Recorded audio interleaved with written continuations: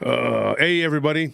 Welcome to Paranormal Roundtable. Josh Turner at prtpodcast.com. Josh Turner at prtpodcast.com.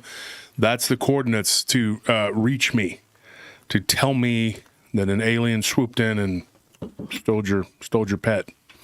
Patreon.com/prtpodcast. And you know what? I'm not making fun. I'm not making fun of nobody saying, oh, your story's too crazy, whatever. Everybody's got a story. It's just on how you tell it. And everybody's entitled to have their opinion and their story. If somebody's story, you don't like it, don't attack people, okay? Please. I had to remove a couple comments from people being snarky on Tuesday. Most of the comments were very good, and the reception was well received, the show that we did. A lot of people were saying about last Tuesday's show, they were saying some stuff like, I've heard this before. This guy's he's been on other shows, but with us, we wanted to let him tell it and then do a little talk afterwards and see what he had to say. So what we did, what's coming up on tap tonight, we have a special guest going to come on. He's a Dogman researcher. He's going to come on and we're going to talk Dogman, obviously. But before we do, I wanted to talk about last Tuesday's show. Last Tuesday's show was pivotal in the way that we decided after we recorded, we said, you know what, we're going to do another Dogman show because I had a bunch of Dogman stories. So I decided to leave him on, and Matt joins us on this coming Tuesday's episode where I tell people's encounters, which is, something I've been doing for years, and then Matt gives me what he thinks about it. I get stories like all the time. I get people's stories. There's a bunch of them. Like I said, everybody's got a story. I want to congratulate my Spurs very quickly. What's his name again? Victor? I think it's Victor Wembanyama. Did y'all hear Anthony, what he said? Pretty sure they can hear me. Half the time your mic's not on or something's going on. He checked. He actually had to check. Tony's laughing at you. Can you believe Tony's laughing at you? Oh, my gosh.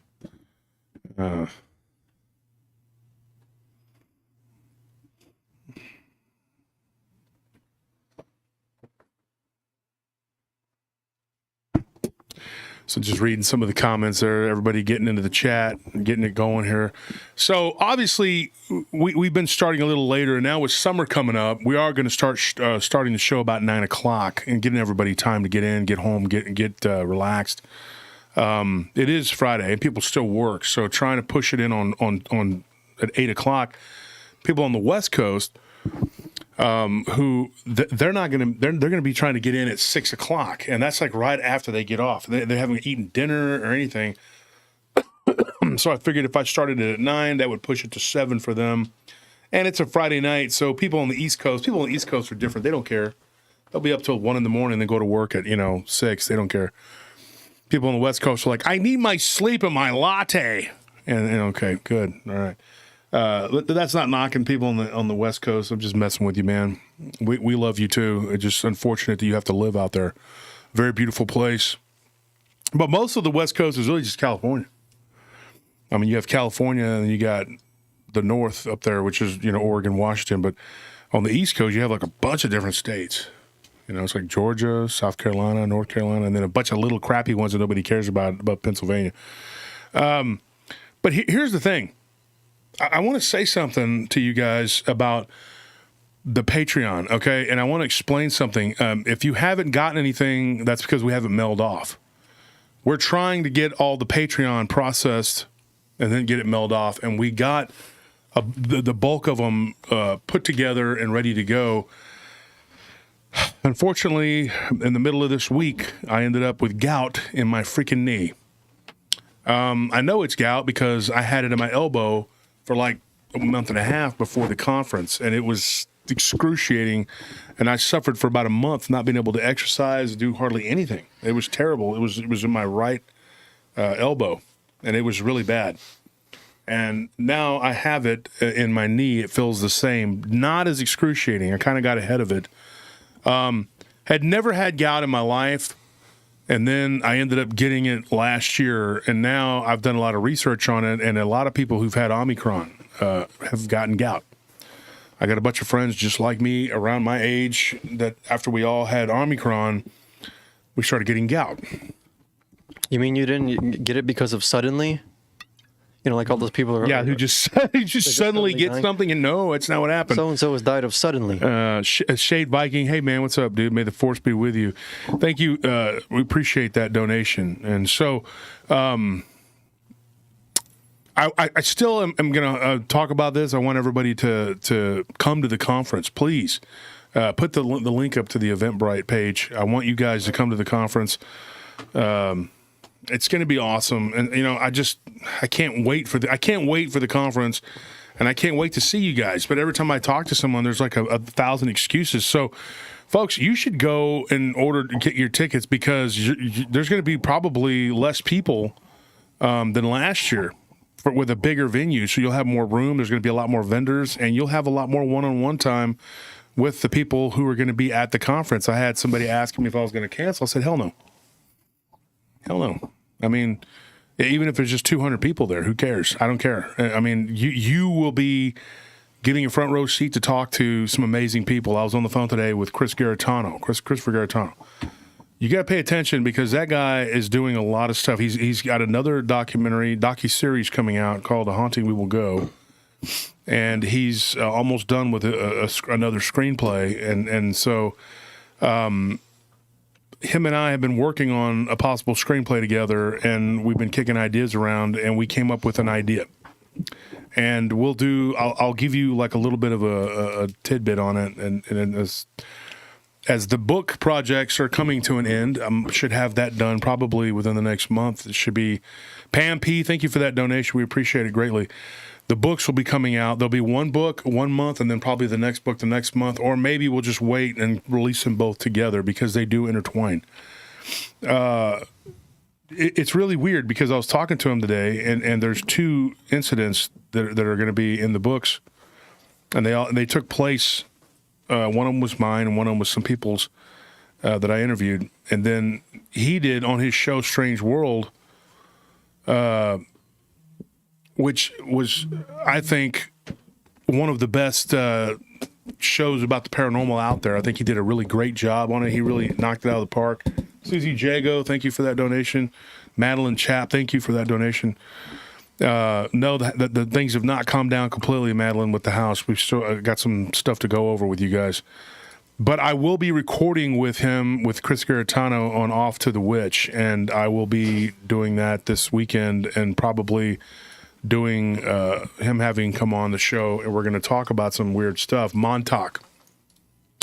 For those of you who don't know what that is, look it up. He's going to be talking about that, and I'm going to talk a little bit about that tonight. We're going to get into some stuff tonight. We always do. We always talk about. I did do the show with D.A. Roberts. If you haven't heard it, that's a good one. I've been told it got several thousand views on a smaller channel, which D.A. Roberts, even though he's written 27 books. His podcast is YouTube is a little smaller than ours, but go give him some love and go check it out. I was on there last Saturday. Yeah, I believe so. Saturday, and like I said, this knee started really getting to me on Wednesday. I had planned on going to the postal annex where I do my mail offs, and I just couldn't. My knee is just. I'm sitting here right now uncomfortable, very uncomfortable. So I can't stand for long periods of time right now. It's just it's hurting so bad. But I took this stuff called Curamed. It's like curcumin based, and it's expensive. My wife got it for me from a friend of ours who has a vitamin store. She's like a holistic person. She's the woman I've talked about before. She's an Olympic medalist, Yvonne Graham. And she's got a place here, so she got us on that. And then she gave me something for the gout, too. So hopefully that. And then I can, get on with next week with my doctor and see if he needs to drain it or whatever needs to happen so I can get it done and over with. My doctor's always booked up. He's a real good doctor, but I got a good relationship with him, and I usually can just, message him. The Montauk situation is really weird. I don't know how to tackle or begin this.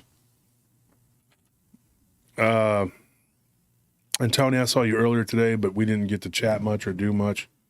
So it is This whole week we haven't been able to. Yeah, we haven't hardly seen each other. We've all just been one after another working pretty much. okay now and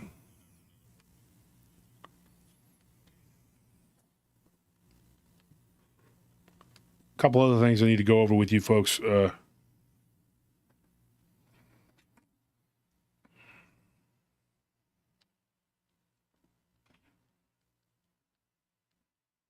My friend Aaron Deese, okay?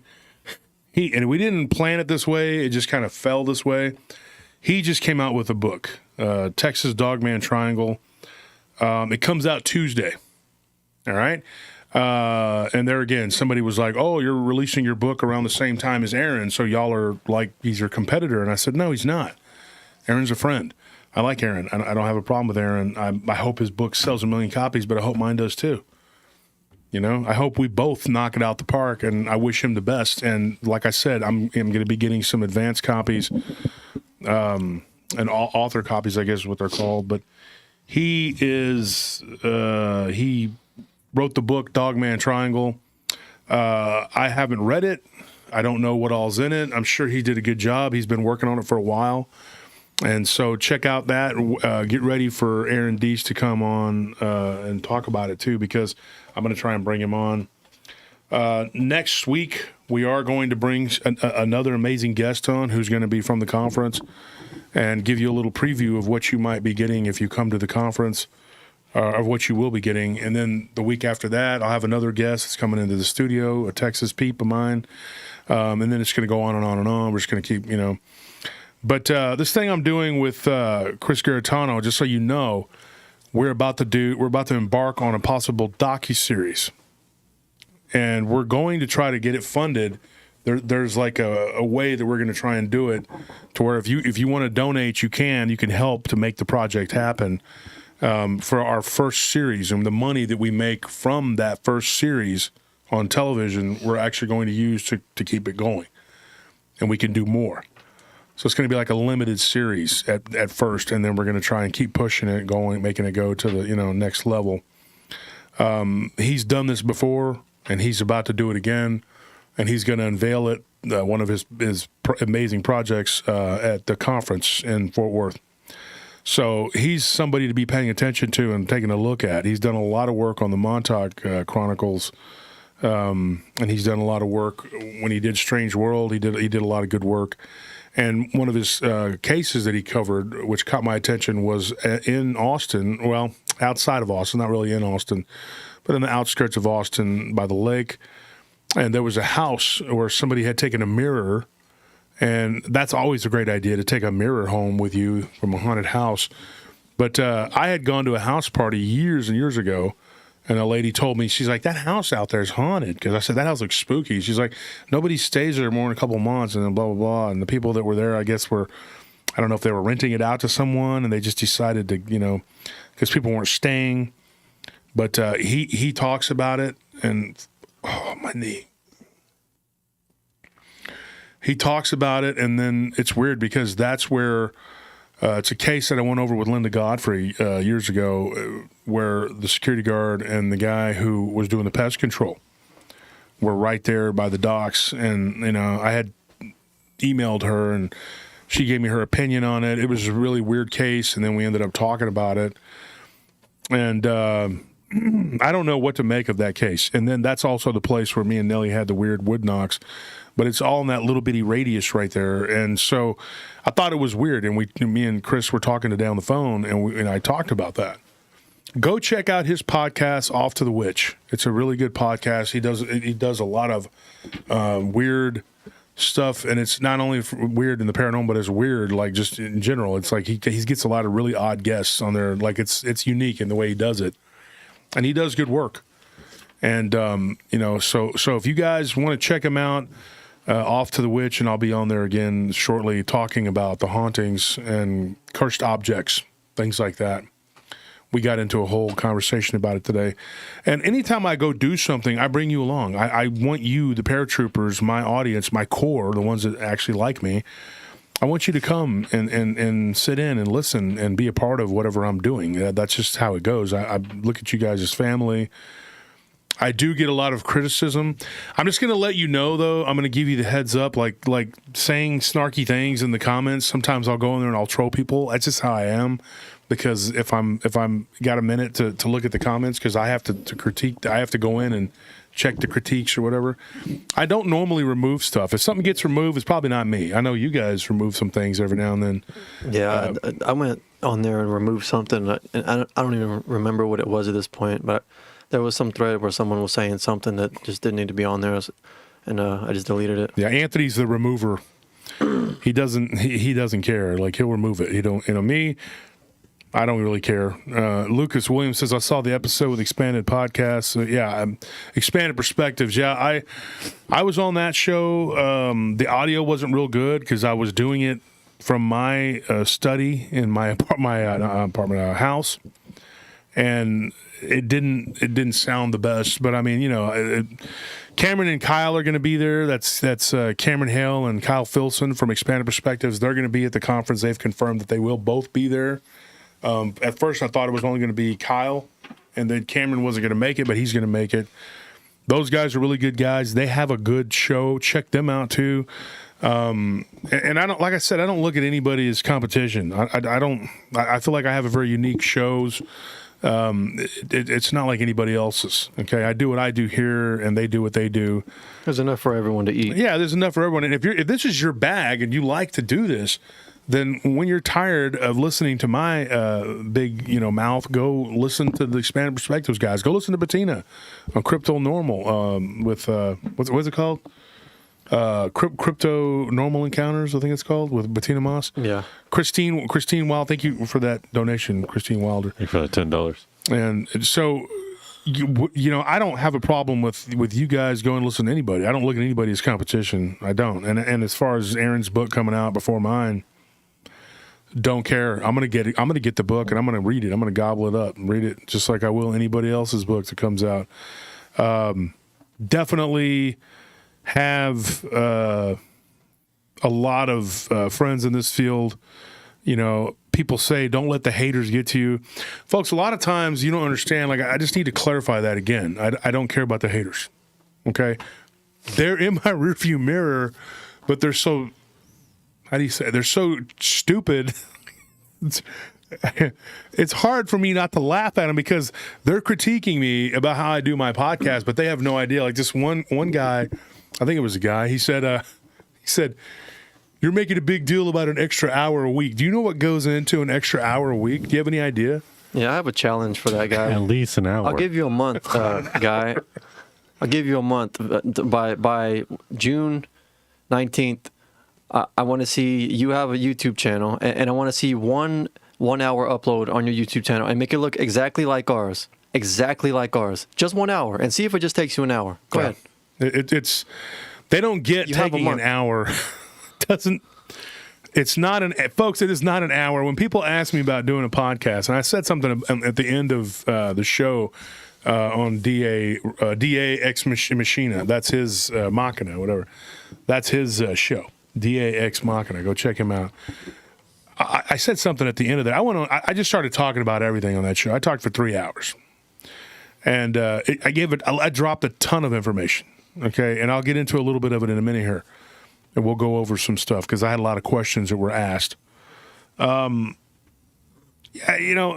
want to tell us how to do a podcast. I mean, Kyle Filson from Expanded Perspectives were talking yesterday morning. And he was laughing about that because people do that to them too. And he's been doing it for 8 years. And they're like, you know what you need to do? Talk about salmon. Nobody cares, all right? Nobody wants to hear your critiques. People tell me all the time that I need to not talk and just talk about stories. I've said it before. I'll say this again. Dude, I'm a podcaster. The show is about what we talk about. It's whatever we talk about. If we don't talk about paranormal, then you're free to leave. If we're talking about something else that doesn't catch your fancy or whatever, then you can fancy on out. I mean, that's the thing. It's right now. You're free to do whatever you want. Well, especially if We we're talking appreciate about, you coming in and sitting in. What's up, Tony? So especially if we're talking about the lives. I mean, it's one thing if Lives. the lives. Oh, live streams. It's one thing if you're talking about the 1 hours on Tuesdays, because everybody knows those are pretty much just stories. That's just, all podcasts, just us going through it real quick. But if you're coming to the lives and complaining about them being about us just having fun, then it's like, what are you doing here at all? Like, that's the reason why we're having these. And I'm not a therapist either, okay? Like somebody said something about this other guy's trying to help people. Okay, first I call baloney on that. Second of all, 500 people aren't going to sit in a chat and to listen to a therapy session. They're just not. They're not going to tune in to hear me sell insurance premiums either. I mean, that's about as boring as it gets. JFA says, "Hi, Wolf. Did you see the trailer for the new Mortal Kombat game?" No, I did not. I bet it's awesome. He said, "I bet Scorpion is excited. Happy Friday." Dude, I didn't know there was a new Mortal Kombat. What are we doing here? Shouldn't we be over there watching it? I'm not looking forward to playing it because playing Mortal Kombat against Wolf is really annoying. Yeah, I win. I'm good. We should be playing it. I mean, Also, Anthony just kind of gives up on himself. I don't have that I smoke you discipline. too, dude. You ain't. Yeah, but I actually put up a fight. I'm the only one that can actually put up a fight in the house. When it at comes least. to silly things like video games, yeah, I'll give up eventually. Well, the thing is, y'all's generation should be better at video games than ours. I mean, we grew up on the 8-bit scrolling, then it went to 16-bit, and then 32-bit. Whatever. I've never been good at fighting games or shooting games. I'm not good. Well, shooting games, I'm all right, but I'm really very good at fighting games. I'm not gonna brag, but man, I'll beat you. You know what I'm saying? Like on fighting games, because that's my thing. Is like Mortal Kombat and Street Fighter. For real, man. I sat there at the what's it called, the pinballs. Yeah, like and I beat like 6 people. They were just walking away. I was like, come on, use your quarters, whatever. Use your slide card, whatever. I was just whooping them left and right, dude. And I finally got tired after about half an hour. My wife's like, okay, you beat enough people. Let's go. I'm like, all right. I like those games. But, yeah, sometimes you'll get a button masher like Nelly beat me one day with that bone collector guy. I was She like, just dude, throws so many things. she beat me over and over again. I was like, you're just mashing buttons. It doesn't even count. And I got mad and I quit. But whatever. Yeah, but to be fair, anytime anyone beats you, you're just button mashing. You're using the OBM, the one button. The one button method. That's what she was doing. That's what she was doing, I'm not folks. talking about her. I'm talking about anyone who beats you. Okay, nobody beats me. So if you do, though, you are using the one button method. Exactly. You found a glitch. Thank you for proving my point. That's how people lie when they beat me at Age of Empires. I'm like, you cheated. Something you did a hack somehow. Nobody beats me at that. I'm a lieutenant in that game. I should be a captain, but yeah, no, like now when it comes to Age of Empires, that's legit. Like, just there's nobody who's gonna beat you. I mean, except for those European kids who like just or the Koreans. The Europeans or the Koreans who are still playing that game and have been since like 2010. But when I team up with certain people, oh, dude. Yeah, like me and Wolf together on Age of Empires. I mean, like, no one's going to stop us. Yeah, we beat the crap out of people on that game. We make them kids get mad. They'll be talking trash. I'm like, how old are you? They're like, I'm 18. I'm like, you're a little kid. Shut up. I'm old enough to smoke a cigarette, but not in certain countries. You know what's crazy, though? I will say this about video games, and there is an actual episode talking about video games on Strange World on Chris Garitano's podcast. Go look it up. And it was literally deemed as a government experiment. Look up that, Tony. You might be able to just look it up. Look up Strange World show and just look up the video game on there, and I can give you the guys' coordinates. It was a really creepy story about it, too. What, was it a specific game? It was a specific game. He'll look it up. Because I know that there's this kind of like urban legend of this game that's supposed to drive people crazy. It does. It's called Polybius. That was around in the 80s at arcades, but like nobody ever found it again. Or supposedly it showed up at arcades and was around for a time and then just like disappeared. Yeah, and it's a crazy game. And Tony's looking it up right now, so he can tell you what it is. My shoes are coming untied, dude. This is. I'm gonna have to have. I can't get down it because my knee is so bad. Thank you, sir. See, I never learned how to tie my shoes as a kid. See, folks, this is why you got to pay attention. Well, you never watched SpongeBob? See what I go through? You got a loop-de-loop. Thank you for how much I appreciate it. I would never ask this if I didn't have a gout problem. All right. Here. Yeah, no, like I've heard of people having gout just like on the tip of their toe and they can't even walk. Well, I felt like it was on my toe, and then it kind of moved up. Now, they say it moves up on the body. Pull the toe in that way. Otherwise, it'll be all... There you go. Thank you, sir. Folks, having gout sucks. And I don't eat a lot of stuff that causes it. The only thing I eat that causes it would be... and see, I've heard a lot of conflicting reports. People saying that, well, you shouldn't eat this kind of vegetable and that kind of meat and blah, blah, blah. And it seemed like for a while there, they were saying that pretty much everything causes it. And a lot of what they were saying caused it was like healthy stuff. And I'm like, I eat tuna. I eat salmon. I eat a lot of good protein. But apparently, you're not supposed to eat organ meat, which I don't eat. I don't like it. I don't eat that. And Taylor, thank you for that donation. Heck yeah, that's amazing. That's a cool little gift you got there too. So, not to eat organ meat, which I don't. And then I don't eat a lot of red meat. I eat red meat once every couple weeks, maybe. And I eat a lot of chicken, but they said chicken breast is basically... So you can get gout from turkey, you can get gout from dark meat chicken, you can get gout from looking at anything tasty, basically. And even certain vegetables. But now I'm reading that, okay, I've read two different things now. I told Nellie, I said, this is crazy. One person says, don't eat spinach or kale or broccoli because those contain uric acid that'll cause it. And then I read on some other website, and they're like, eat that, it's good for you. And then they'll say, don't eat certain nuts. And then they'll say, eat that, it's good for you. And then now they're saying, and I thought dairy was one of the causes of it. Now they're saying dairy's not the cause of it, that it actually helps. Which I've never heard of dairy helping anything. Honestly, I don't eat much dairy at all because, honestly, dairy doesn't seem to be very good for you all around. I don't hardly eat any dairy. And so, I don't know. It seems like if you eat healthier, then it's like, you know what we need to do? Come up with a disease for healthy people. You know, we'll call it gout. You know, and they say it's the rich man's disease because back in the day, you know, only rich people could afford to eat like these really good meats and things like that. But I don't eat that, and I don't eat a lot of salt, and I don't eat hardly any sugar. So the only thing I could think of is from having Omicron, because that's when it started.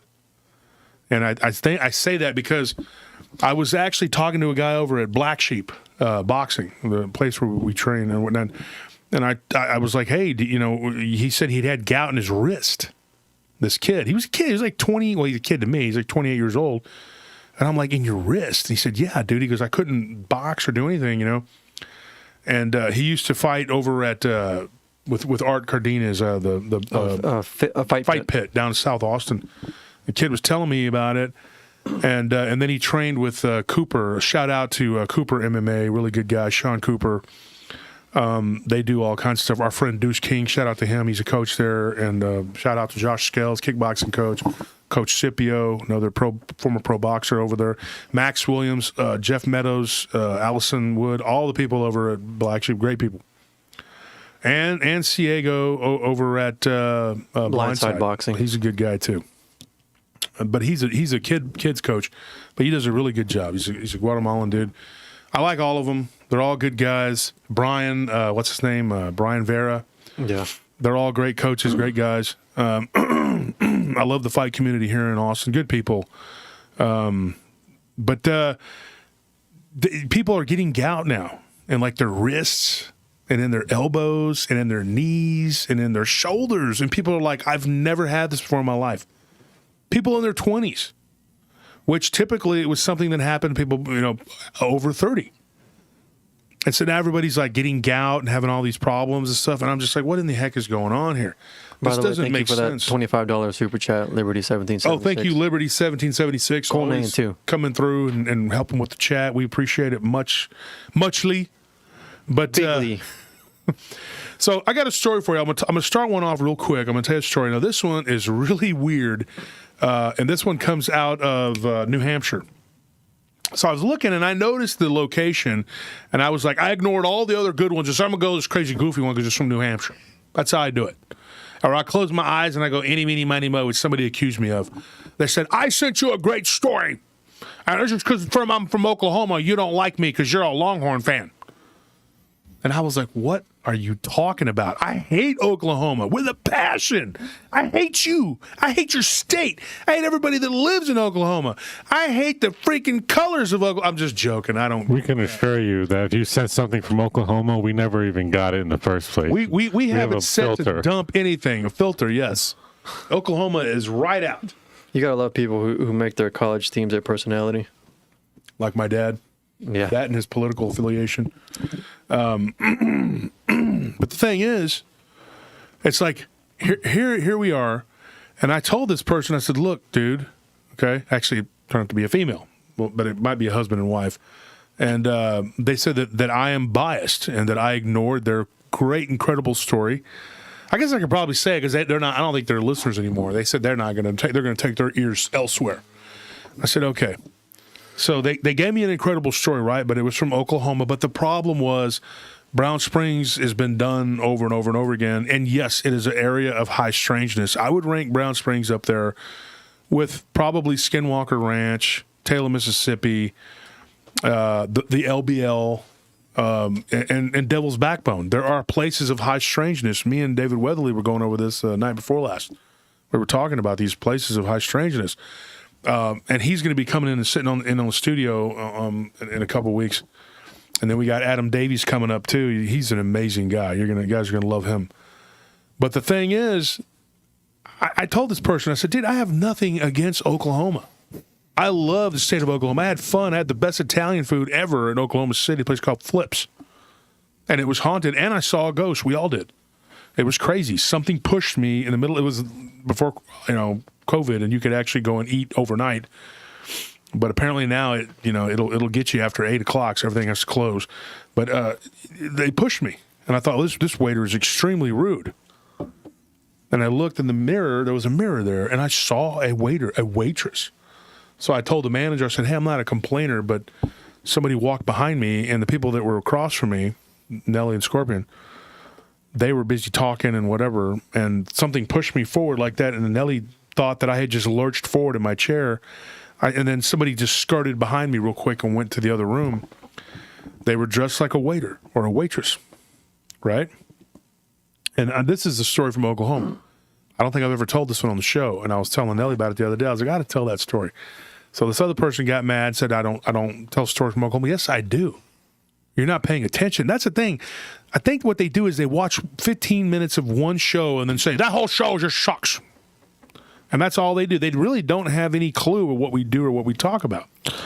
Well, and also, I think people don't realize that we don't really choose a specific spot and do a show about it. We might do it for certain areas, but we kind of just choose a topic and then choose whatever stories that we get from that topic. So if there's no Oklahoma stories, it just means at that certain time we don't have any stories from Oklahoma. Doesn't mean we don't cover them. It just means that we're not covering that topic right now. Well, this person had a story out of Brown Springs, which I have talked to multiple people out of Brown Springs. Tex from Texas Front Porch. He does Brown Springs, and he's talked about it at length. And hold on one second. And so this person had an experience out there. They claimed they went out there to do research, and they saw a crawler. I'll tell the story. It was very short, but I'll tell that one too. I got a billion of them. I can tell you that one. But and Tex is supposed to be on. He's supposed to be at the conference. So hopefully Jason from Texas Front Porch. He's not on the thing. It doesn't say his name on there. We need to put him on there. But he's just another person that's going to be talking. There's a bunch of people that are going to be there. You got to go to the conference because it's going to be epic. There's going to be a bunch of people there. And they're all coming together, and we're going to share ideas and hopefully cross-pollinate and get some things going.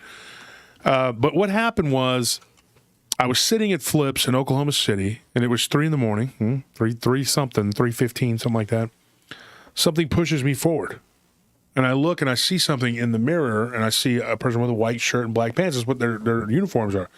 But I only saw 2 waiters there, and there was like 2 other tables. One was outside, and then there was somebody else in the restaurant.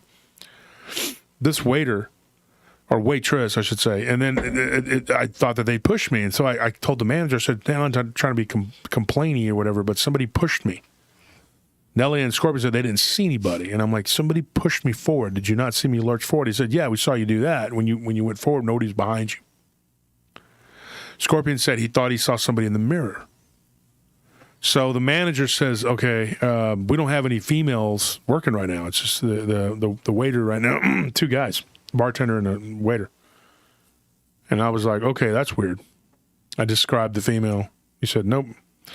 Was a nice guy, even let me walk to the back and look in the kitchen. I mean, he goes, "Come back, I'll show you the kitchen." I was like, "Okay, cool." So I went back. I wasn't trying to be like, "Are you lying?" No, but they showed us around the restaurant. It's a nice old building, not far from the Capitol, if I remember correctly. And so we were walking around the restaurant, and then they gave me the history of it. And he said, "Dude, this place is haunted."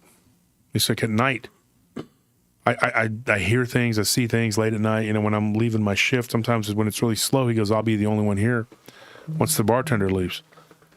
And during the week, you know, they were open 24 hours. So during the week, he'd get some weird, you know, stuff would happen. So I had a weird experience there. Mickey G, sorry about your mom, says, you know, you miss your mom. I do too. I miss mine. Mine died, you know, 2 years ago. 3 days ago would have been. Yeah. The anniversary was 3 days ago. So yeah, I was in a bad way. I wasn't doing too good that day. I was having some problems. So I am definitely I sympathize. I understand. It sucks. So anyway, let me give you this story out of Brown Springs, and then I'll give you the Vermont, the story from Vermont. I'm not Vermont. I'm sorry, New Hampshire. So the one out of Brown Springs was they went out there to research to look for Bigfoot. Okay, and here I am telling the story because this person was very upset with me because I didn't take her story and move it to the front of the line and tell it. But here we are. And they saw a white, pale, humanoidal crawler-looking dude. And it was crawling on all fours with the arms and legs splayed out. We've heard this before. When they saw it, it was kind of up with its legs bent, you know, at a weird angle. And then it got down very quickly and crawled away like a spider through the grass. Needless to say, that ended their foray into looking for Bigfoot. That was it. That was the story. Now, as great as that is to somebody to say, "Oh man, they saw this," it doesn't take up a lot of time to tell. It's not a really long story. That's it. And then they gave me a description, which was pretty much identical to, or at least close to, a lot of the others. Like, it had a big, wide mouth, pink. The eyes were pink. I've heard that before. And that had like this webbing in between it looked like it was sticking out like a flying squirrel. Don't know what that is. I don't know if they can. I've wondered that if they can fly from tree to tree, because I heard somebody, and this could be the origins of the Jersey Devil. I'm going to ask my guest tonight what he thinks, because they'll jump from tree to tree. I don't know what that is. I mean, it's a very strange thing. I've only heard a couple people talk about that, but if you were in the chat or you listening to this later at some point, tell me what your thoughts are on that, because that is definitely something that I want to explore. It's not really necessarily something I want to see. I don't go out looking for these things. I already know they exist. Somebody asked me that too. They were like, he's like, "Oh, what, do you go out looking for stuff?" Because when you tell people you do a paranormal show, they're like, "Oh, you go out and do investigations and stuff," and they think that you're doing ghost adventures, or you're going out screaming at ghosts, taking your shirt off and waving it around. No, I don't do that. No, they think you're like Van Helsing or something. Oh, yeah. Or they think you're like finding nothing. I'm not going to talk about it. Because you go out there with a group of people, "Oh, this case is really intriguing. We're going to put donuts out there, and then nothing's going to happen. Chip, chop, chip. And then we're going to do it for 12 years. And you're like, run and fall on a tree, and oh no, Dogman. And so we have this, I don't know. It's like this stigma. I don't know. What do you call it? Like the expectation is that you're supposed to go out and do all these investigations. I don't have time for that, first of all. and I don't have time to. I definitely don't have time to go somewhere that's haunted and pick up an attachment. I'm not into that. I'm just not into something following me around. I don't want that. I'm not into that. And so people are like, "Oh yeah, you're not doing that," and because that's the first thing they think when you hand them a card. Like, here's a card to my show. Check it out. Blah blah blah. But this thing that happened, this was a Dogman story out of New Hampshire, if you want to call it that. And this person was very secret squirrel about it. I don't even want to say that. I'll call them S. S sent me this story, and it was pretty. It was. I don't want to say it was the weirdest story, but it does tie into something I talked about a couple Halloweens ago about the blob stuff. They found something in their backyard. First, it was a big flash, a ball of light in their backyard. And I'm not even going to give the location. This person was super paranoid about it, and I had to talk them into letting me tell this story. Here's what happened. Now, this is crazy. I want you guys to hear this, and this was very compelling. They got visited by somebody after this happened, okay? The guy went outside. This happened in 2016. He went outside, and 2017. And there was a gelatinous blob about 4 foot, and he said it was pinkish, red, looked like a plasma ball, like an oval, if I remember correctly, how he told me. And so he didn't know what to do. His dogs were barking and running around in circles and barking at it. And then he noticed something move within it and turn over. When that something moved, he saw that it was a ball, a smushed up ball. And this is going to sound nuts, okay? But, I mean, his story is as credible as anybody's. He said that there was something moving around inside of it, inside of this plasma. And he said, dude, it looked like a baby werewolf.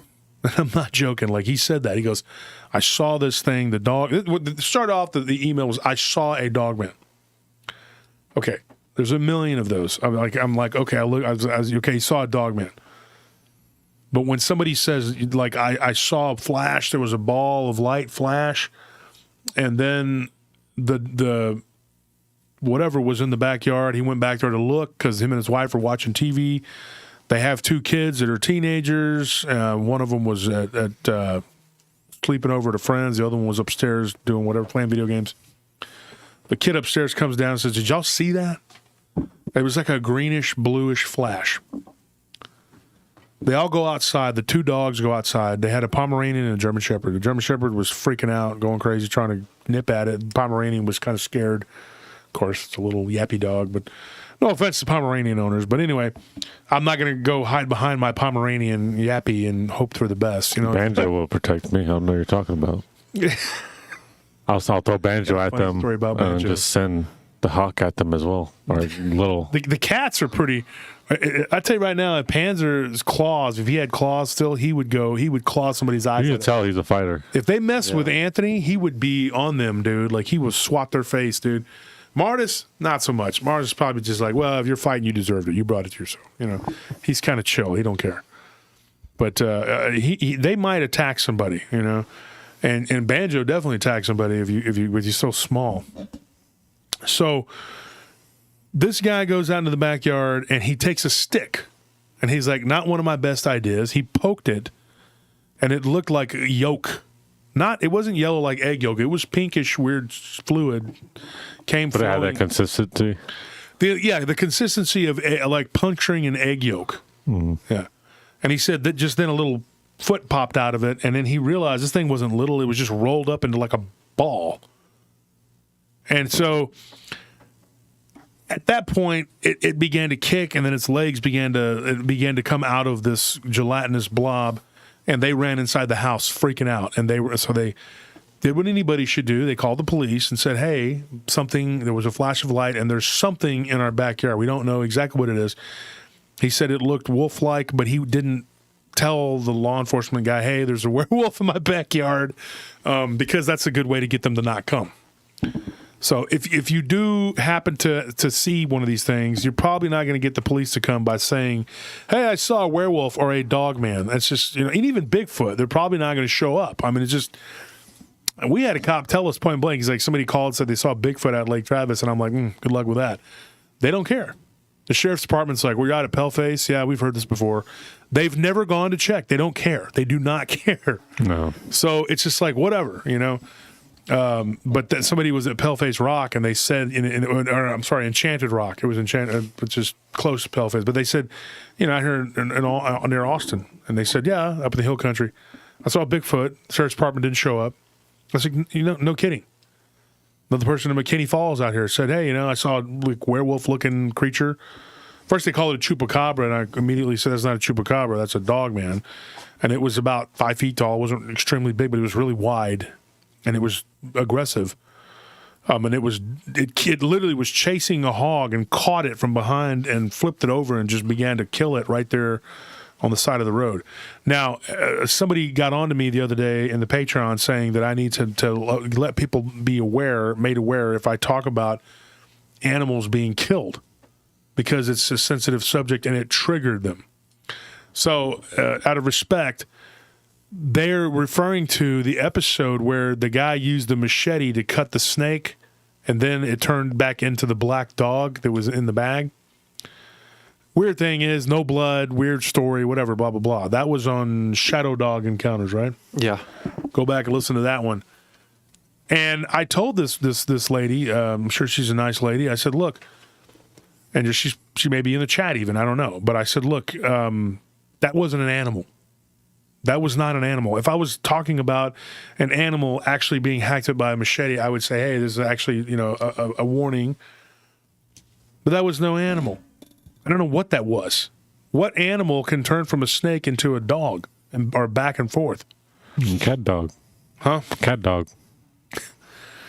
Point is, dude, is that I'm not going to,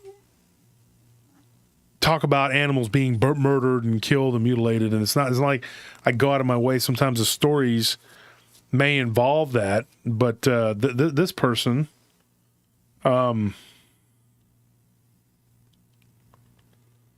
Anyway.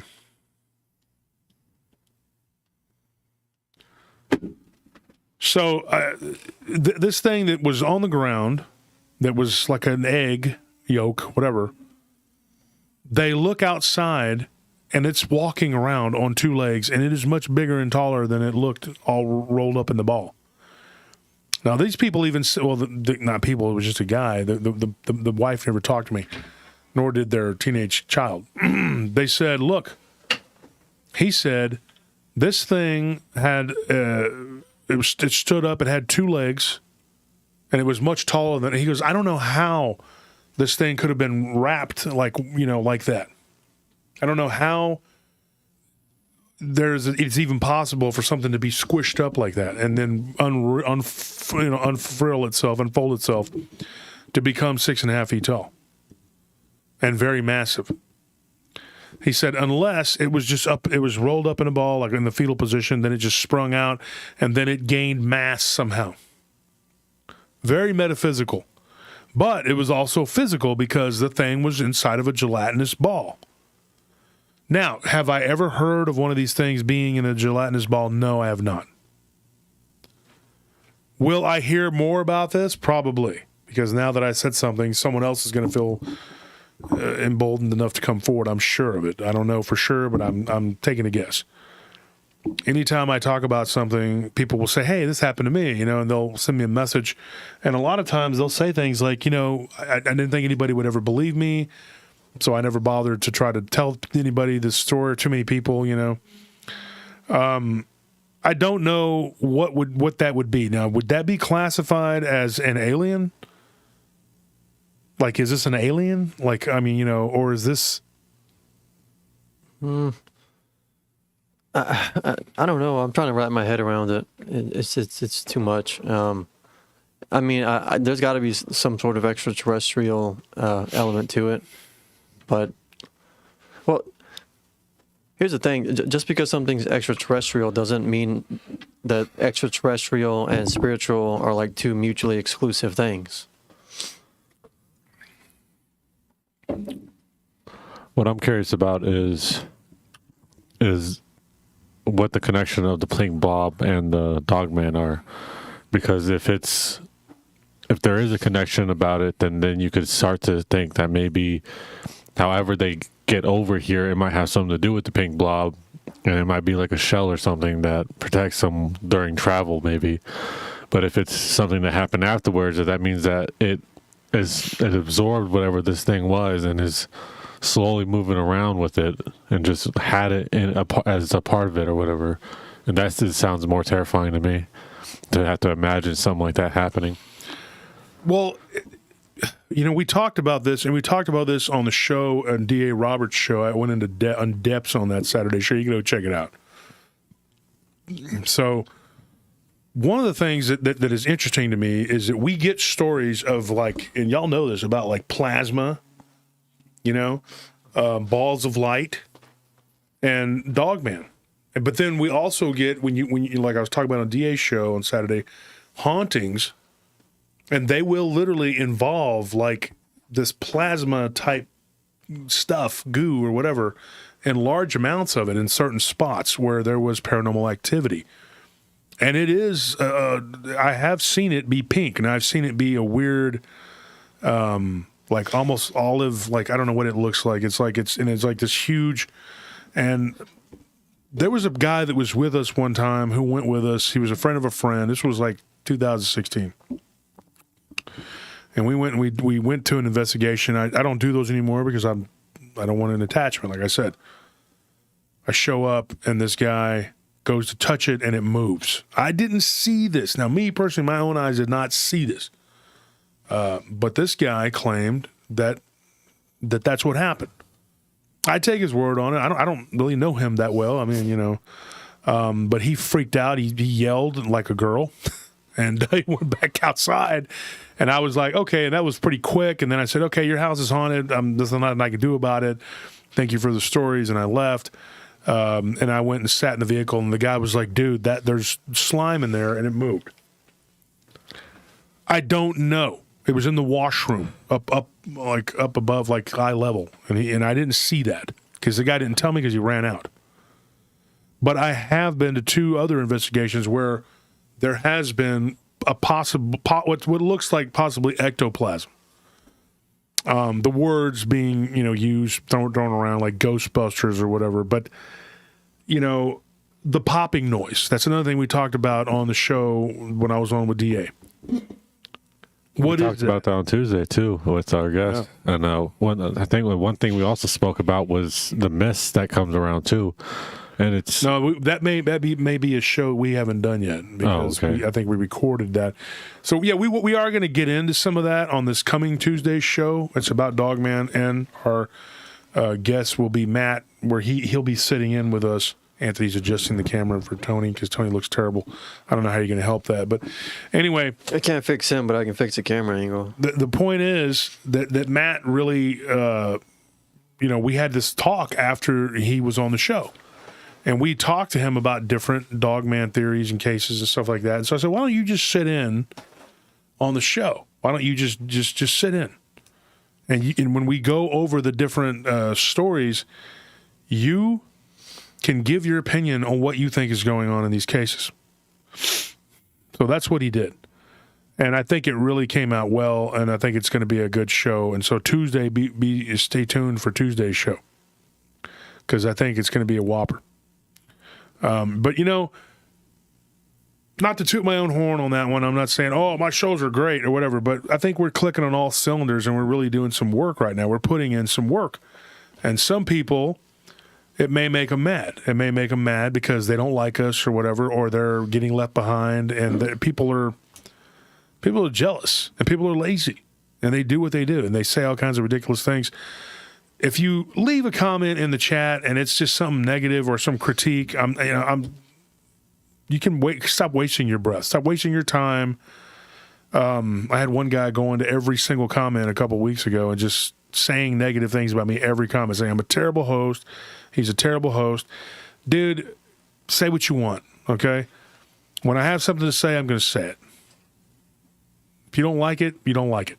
I know there's a lot of other hosts out there that are absolutely dog crap, and they got 100,000 people that listen to their crap, and they suck. They get a person on their show, the person talks, and they just sit there and then go, oh, well, huh, and that's all they do. And everybody thinks it's just the greatest thing ever, but people only want what they got until something better comes along.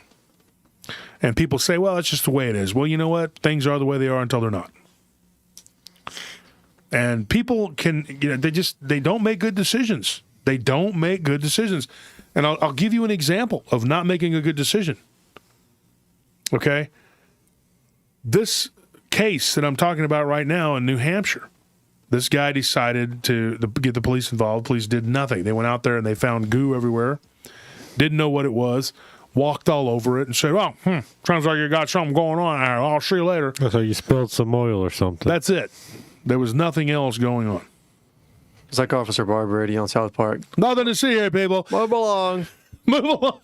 The gate was open.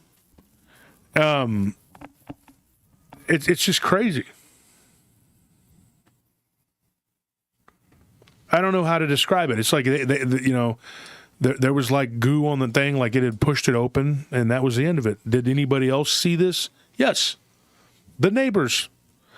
The neighbors claim that a werewolf-looking creature went into their yard and pooped across the street. The teenage son, there was a teenage girl that they're friends with. They went to the same school, and she told them that my parents, her dad was outside getting ready to walk the dog, and he ran back inside because he saw something squatting down and looked like it was taking a poop. And he said, what did it look like? A large dog, but it was wolf-like, and then it stood up on its hind legs. So this thing went across the road, I guess. I don't know. But one thing that he did that I thought was ridiculous was that he walked toward it with his flashlight on it, which made it lunge at him. And then he ran back inside. That's a bad decision. I mean, I wouldn't do that. I wouldn't antagonize these things, and I wouldn't go toward them. Once you see something that looks weird like that, that's it. Game over. You know what? Don't do me the favor of trying to get descriptions. Somebody told me they saw a Dogman recently, and they were like, I got to get this description. And they gave me the story. They were in Alabama, and they said, I got to tell this story. I got to tell Wolf or Bettina. And I said, me and Bettina we don't need you getting killed to give us a good story for the show. You want to come on and tell the story, that's fine. But, don't what make makes it the story great is that you have to be alive to tell it. Exactly. Exactly. Don't go out of your way to go and capture the image in your mind so that you can give me a good story. I don't need a story that bad. Okay, I do not. And I don't need you being wolf food because you want to tell me a great story. I appreciate it. I do appreciate it. You want to tell me or Dark Waters or Bettina or whoever, or our friend, Josh Pinocchio, Tony Merkel, whatever. We all would love to hear your stories, every one of us. But we also want you to be alive.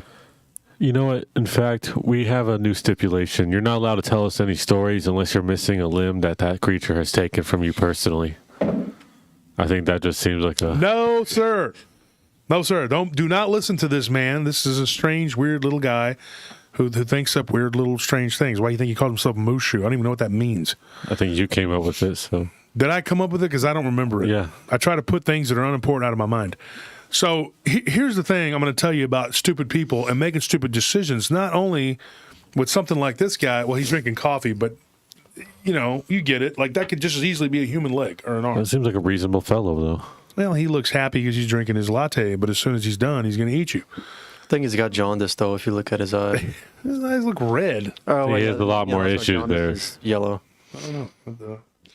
But here's the thing. I was watching this show, and I'll tell you what this is. People go off into the wilderness by themselves, right, to places that are completely inhospitable to human beings. They're lucky they don't run into one of these inhumanoids. And if somebody said, stop saying humanoidal. I know humanoidal is not a word. I like saying it. So I'm going to keep saying humanoidal just because I like saying humanoidal. the person said, with all due respect, I like your show. Please stop saying humanoidal. With all due respect, I like saying humanoidal, and so thank you for liking my show, but I'm going to keep saying it because I like saying words that don't exist. I mean, you get the gist about what we're talking about. I say bubblicious fisheye, too, and that's not an existing thing. I just use it.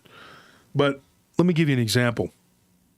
I watched this show, and I think I got like one episode left on it. You guys, I don't know if you guys have heard of it. And it's called I Shouldn't Be Alive. Yeah. Okay.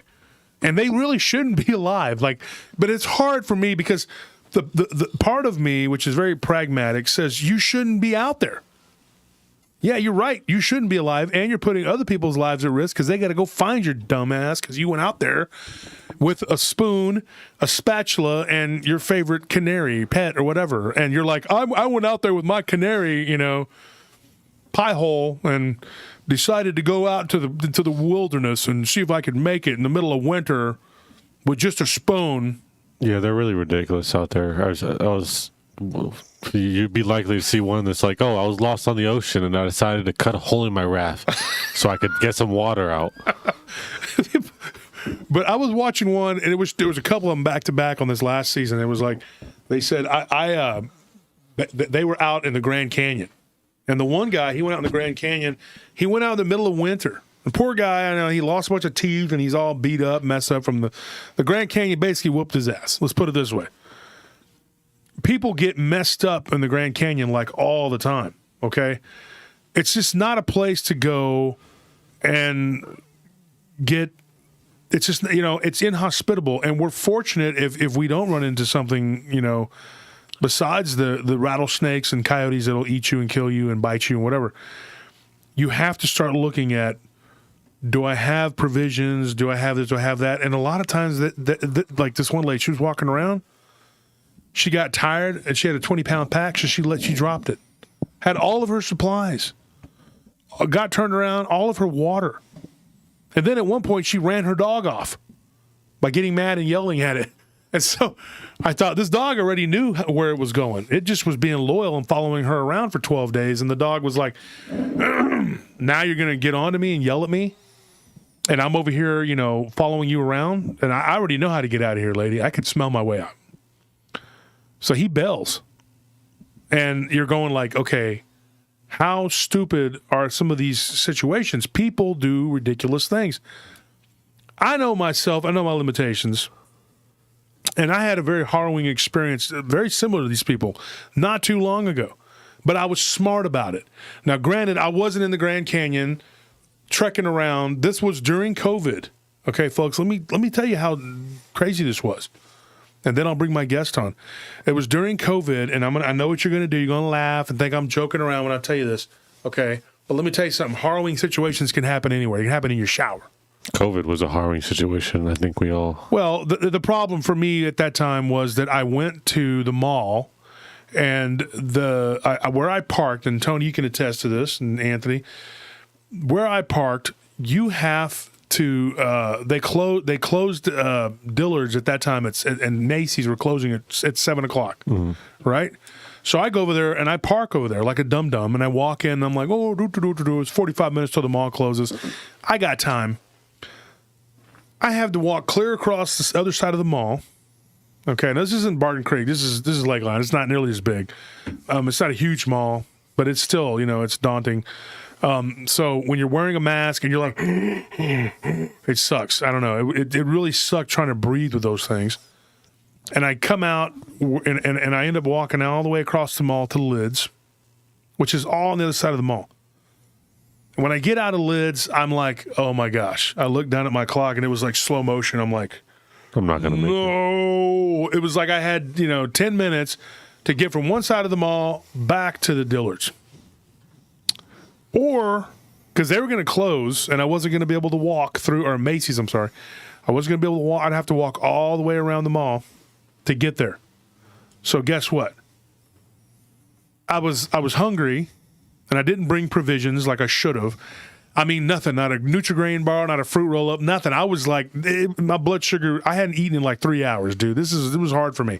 So I did stop and get a pretzel. Now, that took approximately 7 minutes, which is probably a bad idea. You have time, though. But I still had 3 minutes, so I thought, what if I just walk really fast and then I can maybe get there, and maybe if they're just closing it, I can maybe talk to the guy. I didn't know what I was thinking. But I needed nourishment for this journey, and I needed water. So and then I went and got the water. That took another 6 minutes, and so it was after 7. You still have time. I didn't. So then I started walking, and by the time I got past the Bath and Body Works, I knew I was in trouble. My special forces training told me I could die here.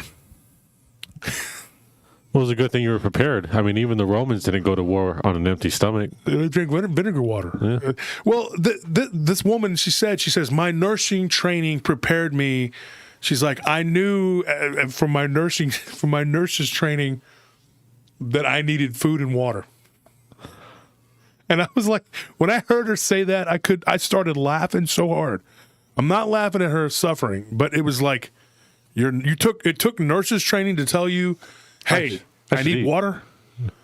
Different strokes for different folks, I guess. But she threw her Food back is on the ground. important. Yeah, she didn't eat for like 15 days or something like that, dude. And it was like, that's what you need to do. That's how you lose weight. Go to the Grand Canyon, just get lost. If you survive, hey, you're thin. But so I got the pretzel, and then I realized it's too much salt. I can't eat it all. So that became another ordeal. Mall closes in an hour. I get all the way across to the other side, which took approximately another 6 to 7 minutes.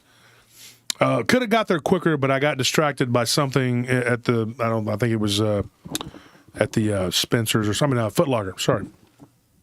I just saw some shoes, and I was like, okay. And then I kept trekking, okay, because I know that I am about to be in big, big trouble. Because once I get to that Macy's, more than likely the door is going to be closed. Not always. Sometimes they let you. I get there, the door is closed. It's locked. You don't understand what this means, people. What this means is that I am going to have to go out the doors and walk clear around the mall. And it's not just like when you walk out, you just go and take a left and, oh, there it is. And the next parking lot over. No, you have to go. It juts out. You have to go around like the Death Star. There's like, not the Death Star. What's that symbol, that six-sided symbol that they use for the Empire? It's got the jutted out things. Yeah. That's what it looks like. And you're like, so I have to go around one store and dude, by the time I got to my vehicle in the Macy's parking lot, my feet were hurting. I had a blister on my toe. I almost didn't make it. I mean, and I was not in walking mode. Okay? The burden you had to carry with the pretzel. Well, the pretzel, I eventually did what the woman did, and I threw it down because I gave up. So halfway through, I was starving. At this point, I was going on almost 4 hours without eating. My blood sugar was low. My vision was blurred. My knees were hurting. My ankles were hurting. My hip is bad. There's a lot of things going on with me, okay? And I was just like, this is terrible. It's dark out by now, probably. It was dark, and there's bandits and people that hang out that could vagrants and all kinds of beasts. And then on top of that, I have the knowledge of this guy, of Dogman. I know that he's out there lurking. And I know that Bigfoot sometimes joins in, and they'll beat you down. They'll tag team. They'll kill you. There's vampires in the sky. There's all kinds of, there's reptilians that hang out in their cars. You don't know what's going to happen. Okay, I mean, we do because we're experts, but that's why we're so scared. But for me, it was a harrowing experience. I made it to my vehicle, and let me tell you something, folks. I'm not ashamed to say this. I hung my head, like the Johnny Cash song. I hung my head, and I cried. And I was like, why did I throw my pretzel down? And it was a little bit salty, but I sweated a lot. I needed it. I needed the nourishment. Next time I go, I'm going to take a stabilized bar with me. Go grab a stabilized bar. Show them what that is. I'm going to tell you that this is what would have saved me. Okay? So I had to make a decision. Next time, don't get distracted. Do I forego food and water and just go straight to the car and hope for the best? Or do I try to get some nourishment and then try to make this incredible hike? This is a stabilized bar. This will save you. So that's what happened, folks, and I actually survived. But, for all intents and purposes, I shouldn't be here. Okay? I should be locked in the mall somewhere for a long time. But that's my story, and I'm proud to say that I made it through, and I powered through, and I'm here to tell the tale. So that being said, let's bring our guest on.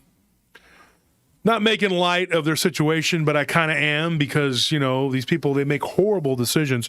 Don't go out into the outback or the wilderness or whatever by yourself. Now, if you go into an uninhabited area, do yourself a favor and go with people. Don't just go out there I know you want the solitude, but there's other ways to get solitude. You don't have to go out into the Grand Canyon or the outback by yourself.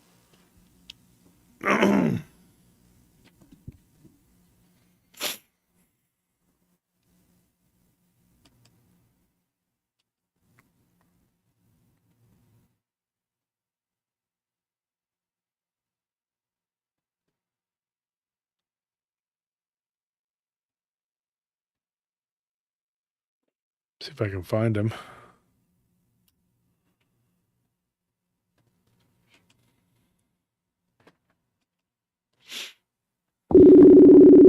Oh, it's really quiet. I can barely hear it.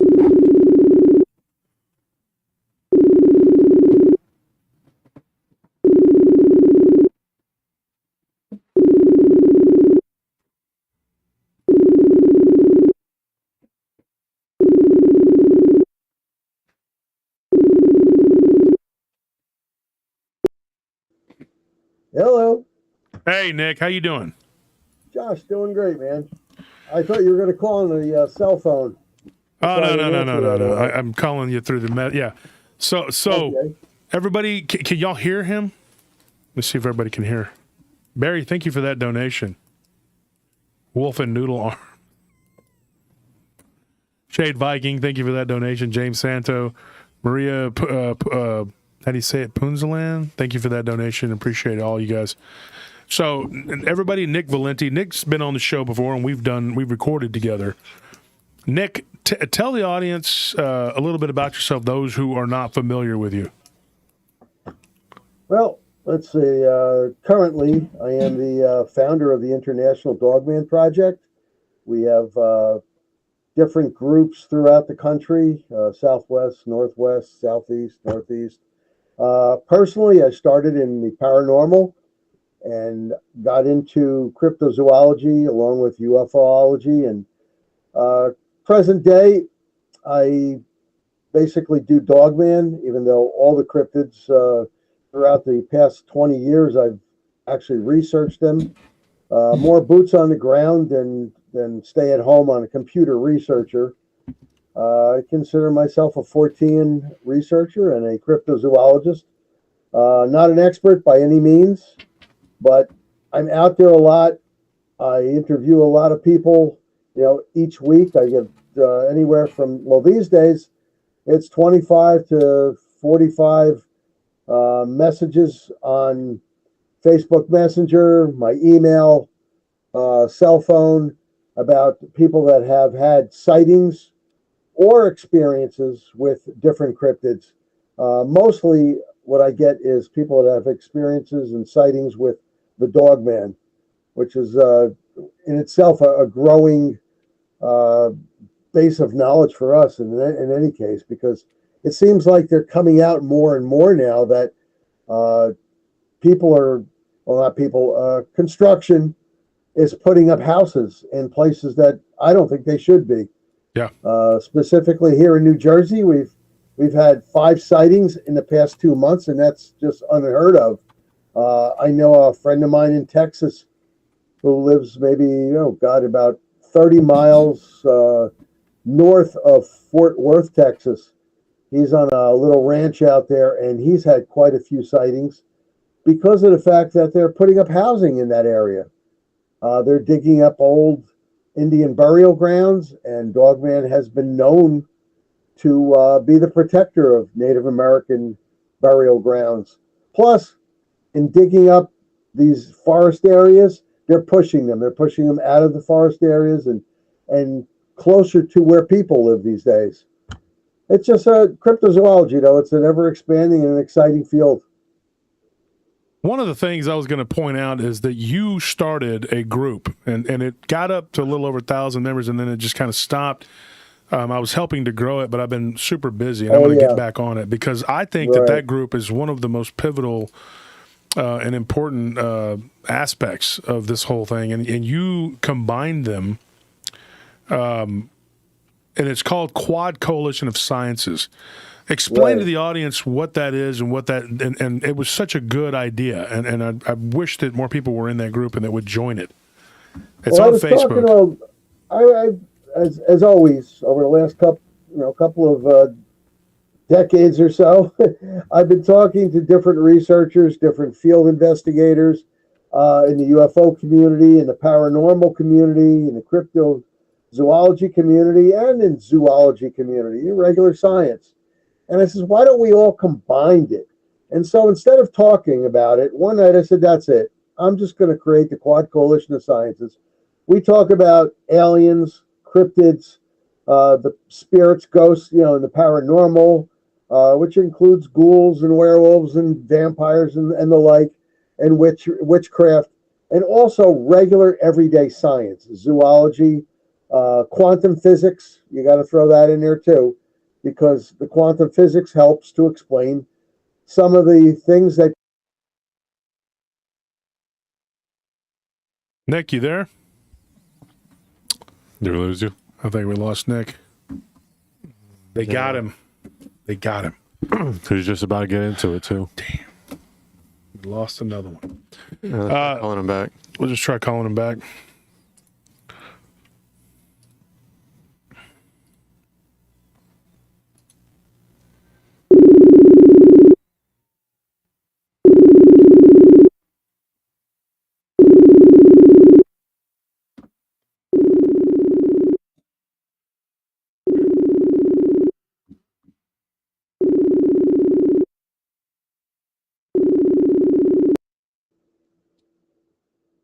How about that? Are we back That's crazy. I don't know what the heck happened. Every time I start talking about this, I get blinked off the air. Mm-hmm. But in any case, what the Quad Coalition of Science combines is the paranormal, the cryptozoology community, aliens, UFOs, and regular zoology, along with quantum physics. And like I was saying before I got cut off, quantum physics kind of helps to explain the fact that, the researchers have seen footprints of Sasquatch out into a field, and then suddenly the footprints end. Now there's no trees around, no place for it to go. Where did he go? Even if he turned invisible, where did he go? There would still be footprints. Quantum physics tells us that there's 11 different dimensions. And in order to go through the different dimensions, they're probably using what we know as portals. Maybe they don't call it portals, maybe they do, but that's what we're calling it, and that's the only way.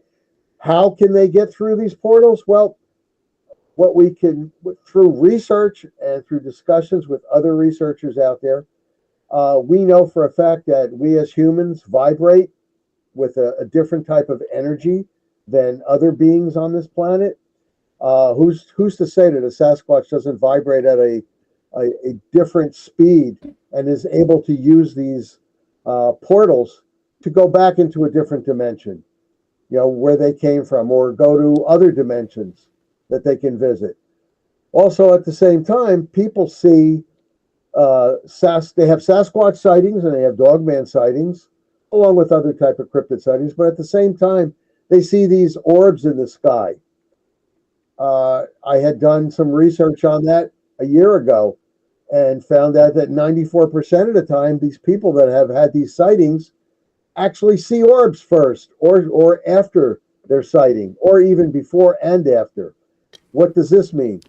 This can mean either that's a portal opening, or it's a possibility that these orbs are an alien ship from another race out there, beating them up, and that's how they get off the Earth. I don't know, one or the other.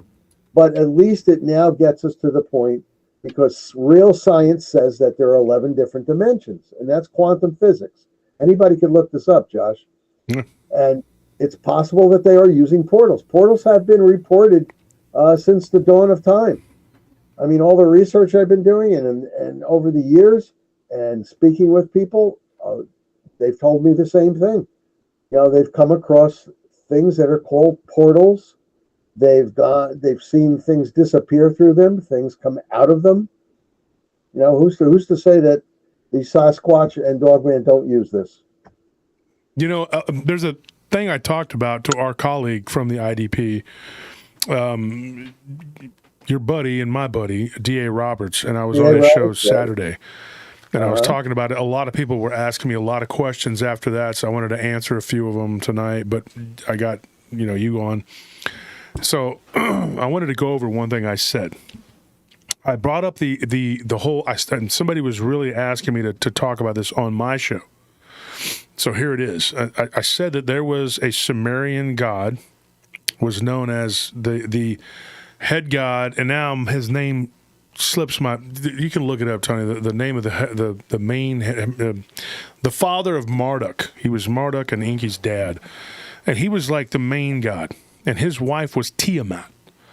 He's not so much as important as Tiamat is, because Tiamat is the one that was given credit for creating, I believe, 9 different species.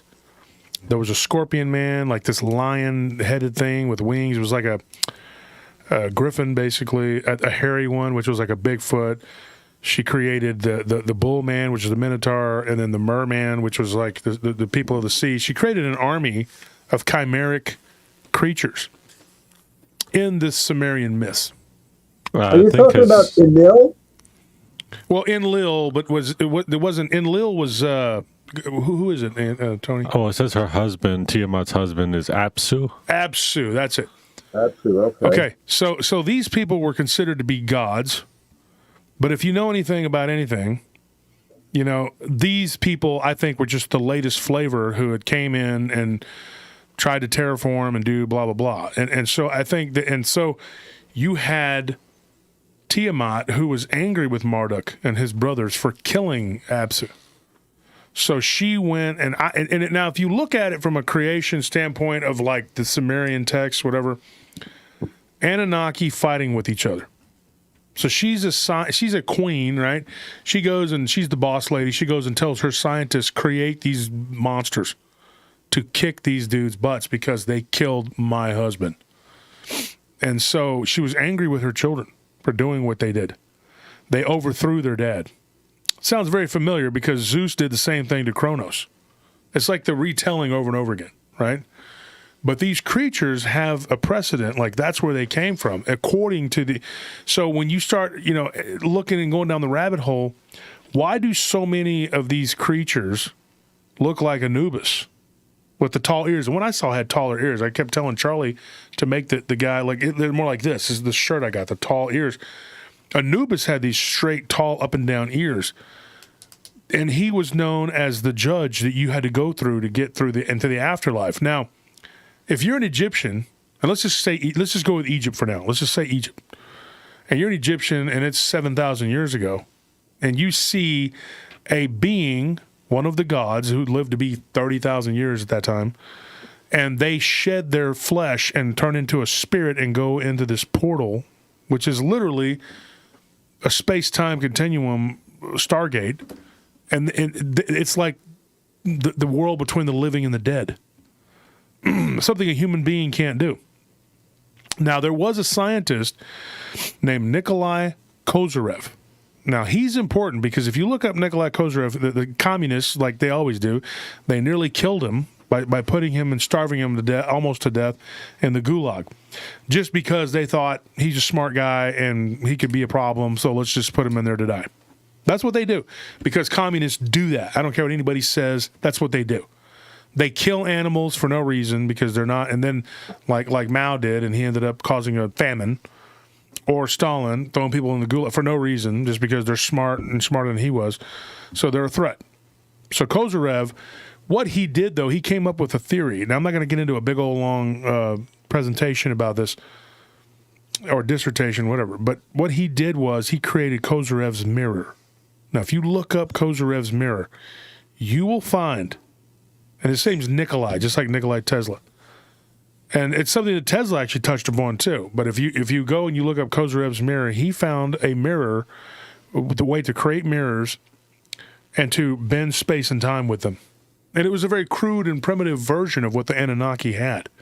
But if you were a person sitting there watching these giants who were Anunnaki, who were basically the god race that you came from, can you imagine what you would be seeing? How would you perceive it? How would you see that in the Egyptian hieroglyphs, little bitty people? Those are humans, and those big giants that they're handing food to and stuff. Those are the Anunnaki.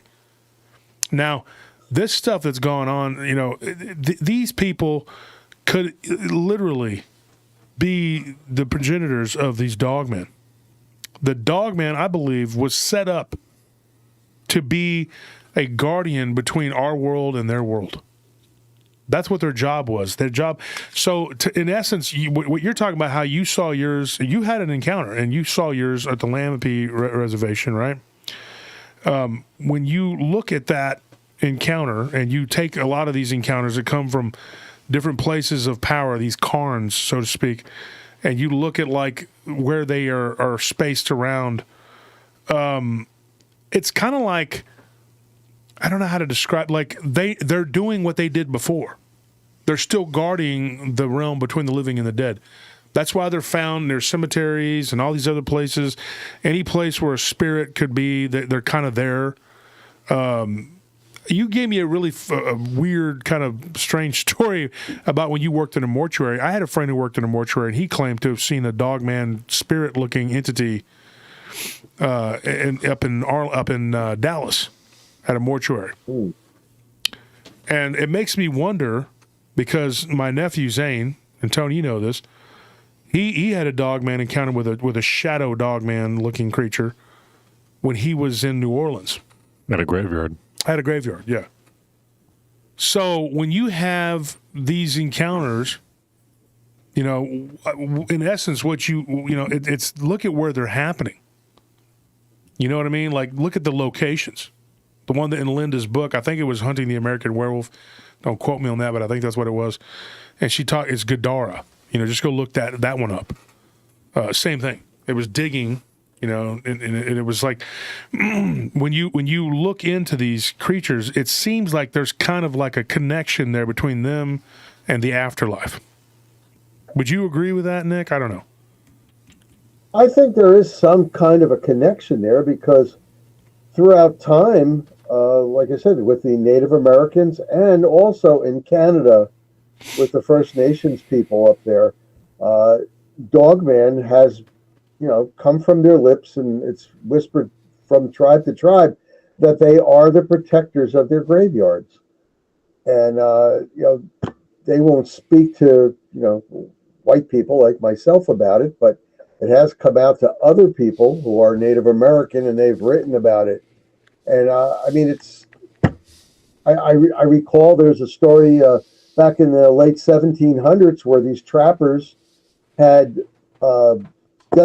they went on a graveyard that they knew Native Americans were buried in, and they knew that the Native Americans were buried with their jewelry, the precious metals and stones.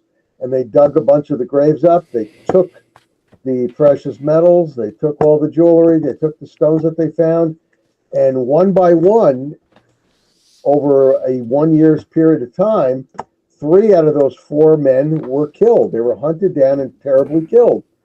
And, they were torn apart. 10 years later, the only trapper that was left was finally hunted down. And he thought that because he had sold the piece of jewelry that he kept, that he was going to be safe from them. This is written down, and in people's journals, because it's, after all, that's the big thing that they kept back then. Everybody had a journal. Everybody kept this stuff, and this gentleman, this last trapper, his relatives actually put it out there in a newspaper article, and they told about how he was torn apart and killed.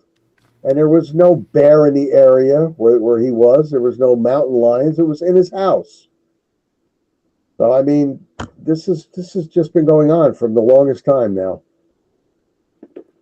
Yeah, when you stop and you go back and you look at the histories now recently, and we're going to go on a little journey here, Nick. I don't know if I just saw this on a National Geographic deal. It was on National Geographic on YouTube. Somebody had put it on YouTube, and it came up in my feed, and I watched it. It was really interesting. But I had read this before. They're actually talking about how the Mediterranean is drying up, and there's 2 or 3 different things going on why it's happening. It's not just one cause. There's like literally 3 things all happening at once. And they now are uncovering and finding evidence of ancient civilization. They're finding structures. And some of the scientists who are complete, just straight academic, they're not into anything weird. They're not into paranormal, cryptids, nothing. And they are talking about how they were getting weird headaches, and it started with headaches. Then they were starting to have weird dreams, and they were starting to have weird visions, and it was like this. These objects were interacting with them, and they were actually getting information. And when they slept, it was giving them information. Because I did a deep dive on it after watching the video. I said, "This is pretty cool." So I went in and started researching, and it's incredible what's going on, what happened. They said that some of these objects they think are millions of years old. Now, people will say, millions of years, how can that possibly be? Well, if you look at like I've said before, the yugas, you look at the time frame, the periods, the time periods, and you look at the Vedas of the Hindus, you look at the texts, it's ancient texts that predate just pretty much everything. The Tamil culture in particular is longer running than even Egypt. Ancient Egypt doesn't even have. And it has the oldest language. And if you read their text, they talk about the time of the Satya Yuga, which was, the first period, and then the second period was the Techa Yuga, and then the third period, it goes on and on, Dwarpa, and then the Kali Yuga, which is what we're in now, the age of destruction.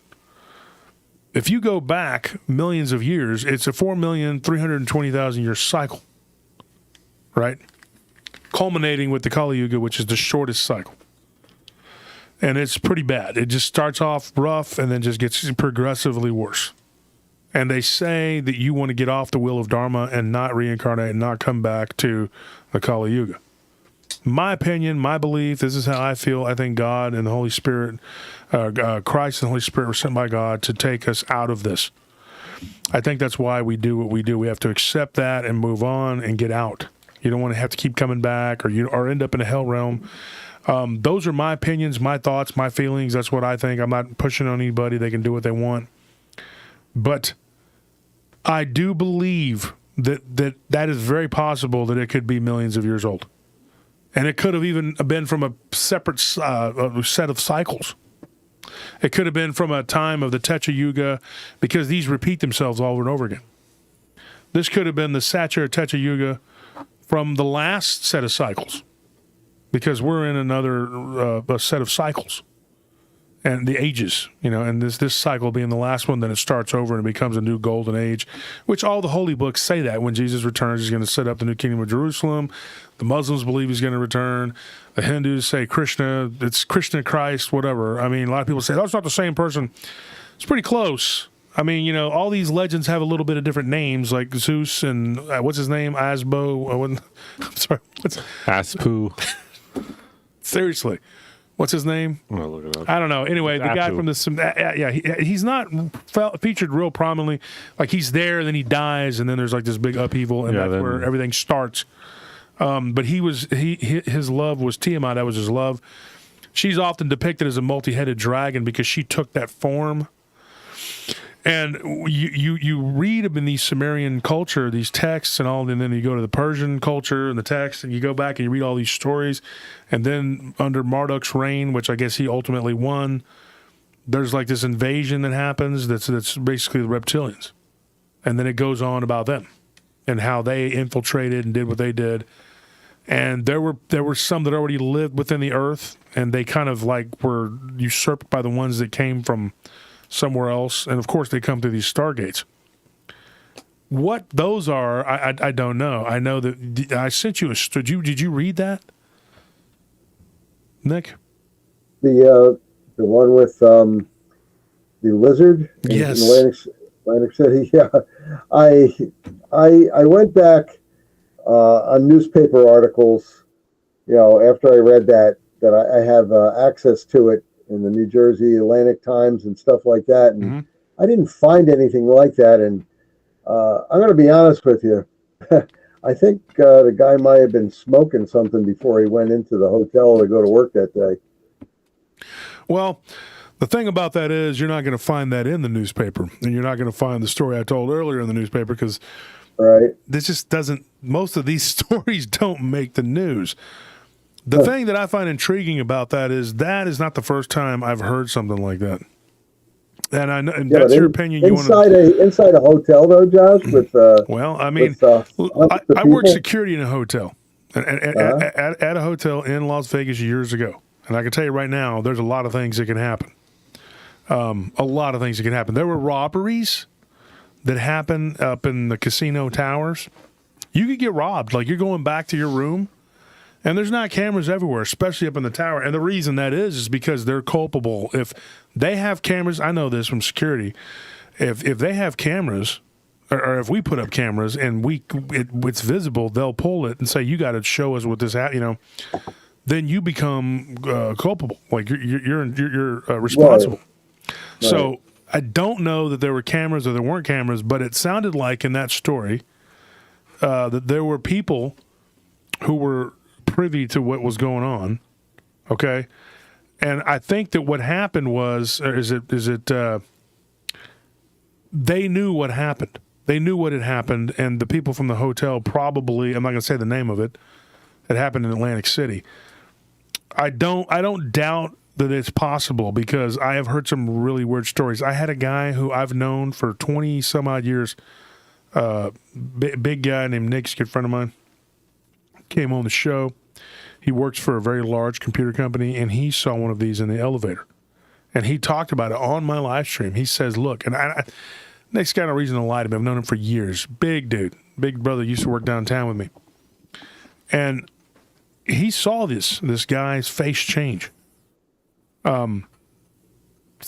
Several people from a computer place that used to be next door to where we once lived, we don't live there anymore, told me some stories, and they were from India, and they told me some stories about some people that came from East Asia, and they were like big shots, and they had a weird Dogman, werewolf-looking creature running around their campus, and then seeing this weird cloaked figure that looked like a lizard. This theme is repeated with three different companies. How many? No, wait. How many did we get, Anthony, Tony? 3 different companies?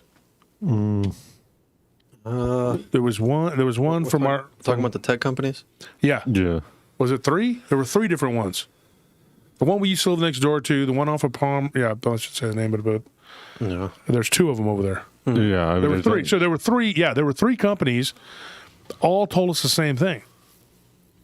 Because when I talked to one of the heads of security for a huge computer company here in Austin, and he said, yeah, I got some stories, and he told one of my business partners, and then that guy said, look, I don't really do business with the guy anymore. It's nothing personal with him or whatever. He doesn't do security anymore. He has a cleaning company. But he told me, he said, dude, I can tell you that this is real. So he hooked me up with the guy that was in charge. And then that guy said, let me take it to another level. And he had witnesses, people who were telling us about these things. And that there was a woman that came with them, and then that she had gone back to Europe or whatever. It was because it was Europe and Asia, different people. And then one of these people came forward and said that they saw this woman be abducted, basically taken and forcibly put into a car by these guys in suits. I don't know who they are. And I can't approve or disprove it. And they don't know who this person is because she came from Europe. She was like from Eastern Europe. But she came with these people. And one of them was from Ireland.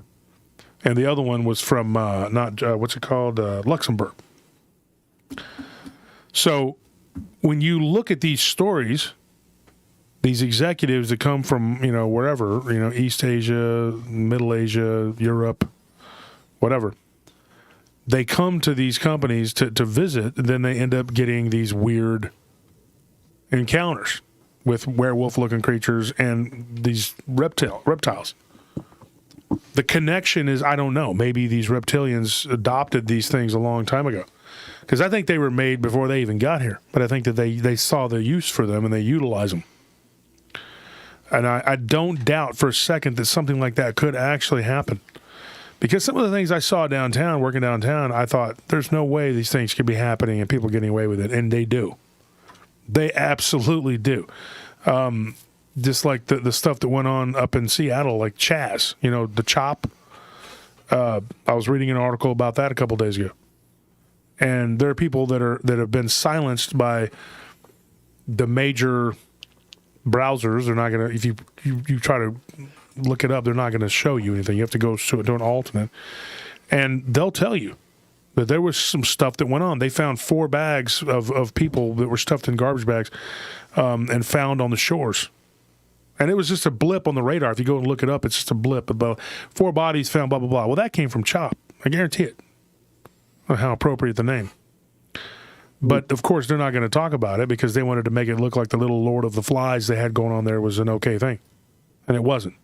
People were getting hurt. Michelle Collins, thank you for that donation.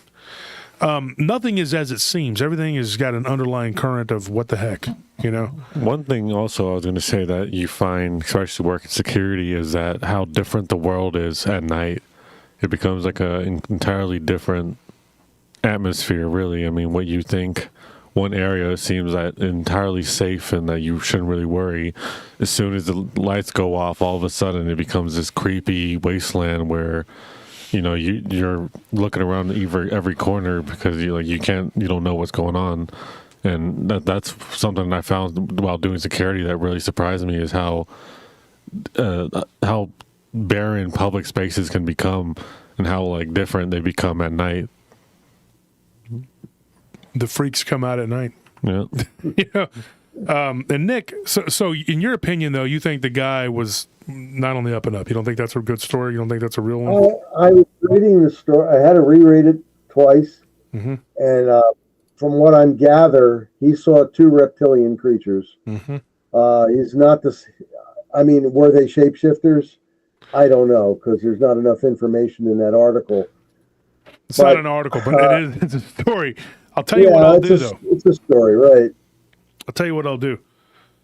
I have some of the... Okay, so... Hold on one second.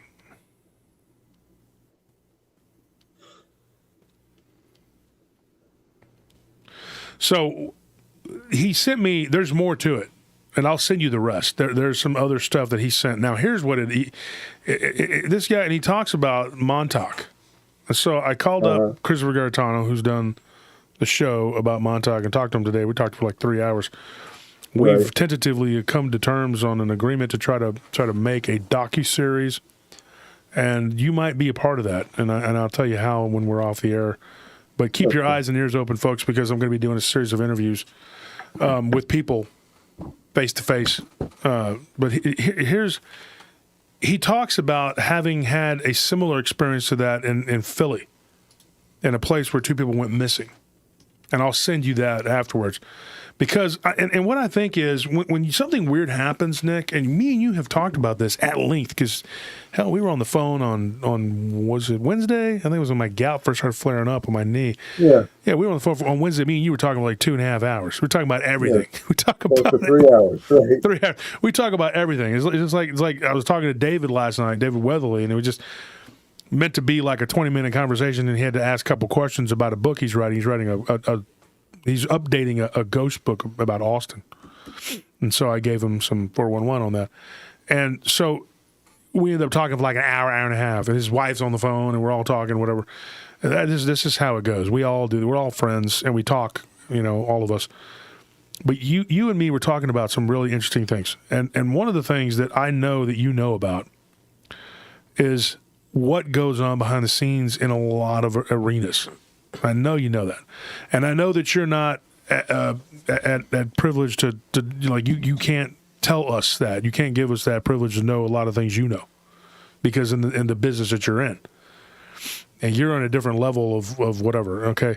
And I understand that, and I know you can't talk about certain things, but but looking it up on the newspaper, though, don't you think, though, that it's not going to be in the news? And if it is, they're not going to talk about it in the mainstream. Well, one of the newspapers that it would be in is called The Star. It's one of those scandal sheets. Mm-hmm.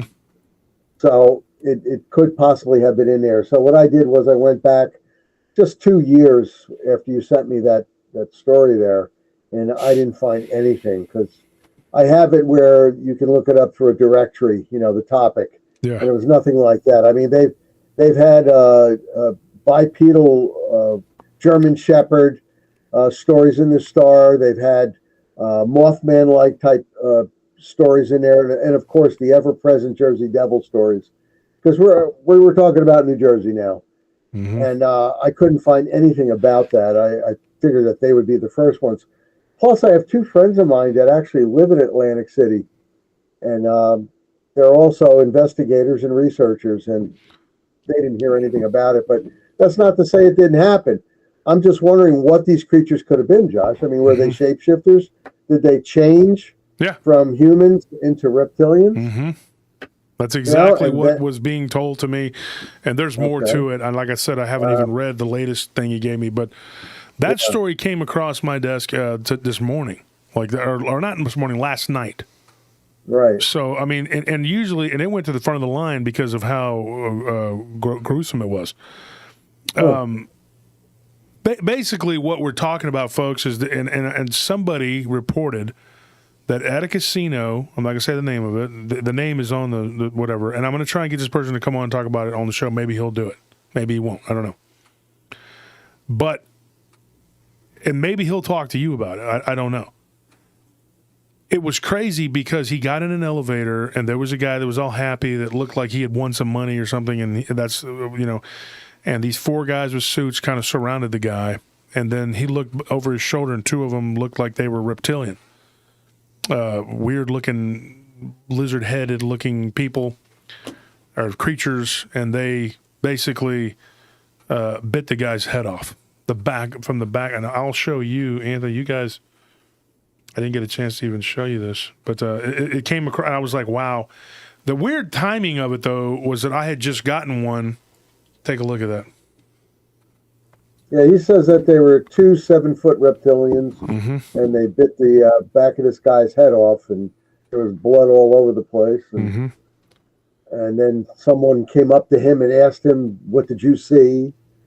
And then another person came up and asked that person, "What did he see?" And they just shoot him away because he made like he didn't see anything. Yeah, he said he thought it was a joke. It was one of those jokes, those camera jokes that they play on people. And the guy agreed with them and told them, "Go ahead, be on your way." So if something like that were to take place, now I have a friend of mine who was a tribal cop who worked at a casino, and he claimed he's an off-duty police officer who actually worked security at a casino, and swore up and down that his great uncle was a something or other. And that he saw this great uncle, and that person said, you saw me in his werewolf-looking form. He had never seen this before. And he says, "You saw me by the pawn shop, nephew." He says, "No, I didn't. When was this?" He said, "Tuesday, you saw me at the pawn shop." He goes, "No, I didn't."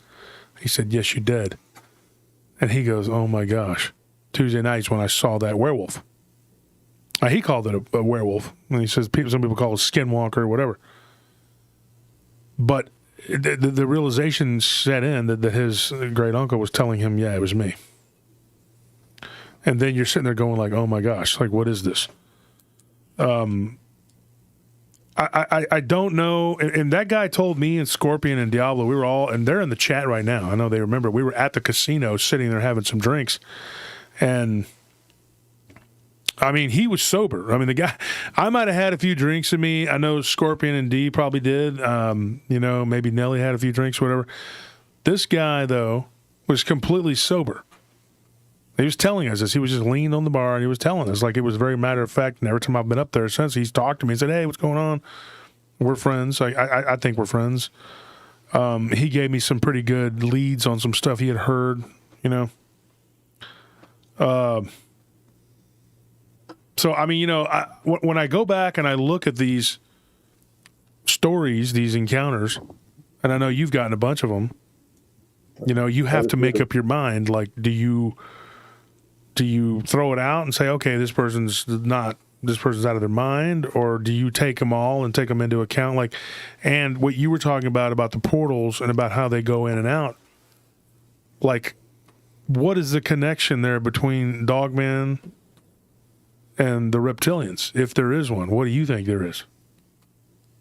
I think they're totally separate. Totally separate? Totally separate. If, like I said, there's 11 dimensions that quantum physicists talk about, possibly they're from one of the other ones. Yeah. Or they're an alien race. But I have never received reports myself, in any case, of reptilians and dogmen being in the same area. I do have a ton of reports with Bigfoot and dogmen being in the same area. That's absolutely not reptilians. If it's possible, if you can get this fellow, because he probably lives in New Jersey, right? Yeah, I believe so. That's why I gave it to you. That's why I sent it to you. If he would talk with me, I'd like to get him on video and talk to him at length, and I can give you, what comes out of that interview. That's what I generally do with people, Josh, when they call me up with a sighting or an encounter. I try to get them to talk to me on a video conference, if nothing else, on the telephone. And if they don't want to even go that far, at least write me the rest of the story, on Facebook Messenger or someplace. But that's how I decide whether something's, viable or not. I'm going to be honest with you, just to tell you, there's a podcast that I do with Jeremiah Fountain, and we were interviewing this one fellow, and he was okay for the first 5 minutes, and then for the rest of the 55 minutes of the show, he just was in total left field. And I mean, he got into an area. I mean, in cryptozoology, I'm pretty knowledgeable. Nobody's an expert in that, but he got into an area where I am an expert, and I'll tell you about that area off the video camera here. But when he started talking about certain things, I knew they were not factual at all. They couldn't possibly be a fact. So what we did was we totally threw that show out. We didn't even publish it.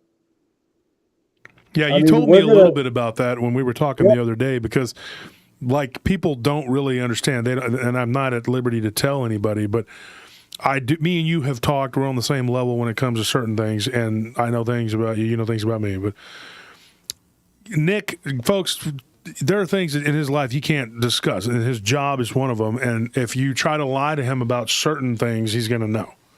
And that's just the way it is. That's why I respect you, Nick, because you have a very you have a good way of sniffing it out. Let's put it that way. But I tend to not try to dismiss people's experiences just because I think I've erred on that when I'm in the LBL situation, and you were a part of this whole, you were a part of that whole party with Odie and Roger, and so we had this whole big shindig, and it was me and you and Barton and them and everything was going on, and so it was just kind of like. I had an opportunity to interview some people in depth about seeing some creatures that were very similar to what was being talked about, and I dismissed it. So I thought, man, this is I cannot believe I kicked myself for not going, for the throat on that story, and instead just kind of like dismiss it, and I was never able to get back in touch with those people. Hold on one second. And so I'm very leery of dismissing people at this point. I have to be very careful with that. One of the things, though, you have done, you're constantly getting stories because you are now the head of the International Dogman Project. Now, somebody in the chat earlier was asking questions about that. They were saying, what's the difference between that and the NADP? And let me just be clear on this. Nick, do you want to explain people what happened, the difference? You don't have to go into detail about all the whatever, but who you are, what you do, and what the IDP is now as opposed to the NADP, because people are confused. All right. Well, the International Dogman Project, as opposed to the North American Dogman Project, myself and most of my fellow directors, we broke away. Because we have a different philosophical outlook on the subject and how to treat the subject. of cryptozoology and Dogman. There's certain things we do not do. So I started the International Dogman Project while I was a director in the NADP. And after a while, when I decided, well, that's it, I'm going to break away, I just closed that section down, and we're only IDP, International Dogman Project. We're only going to bring to you things that we find that are viable. Nick? What happened? Did we lose the feed? No, we're still streaming. We just lost Nick somehow. Okay. Hang on. Let's try calling him back. He's talking, and so it just goes to start getting too close to stuff, and then it's like, oh, mm-hmm.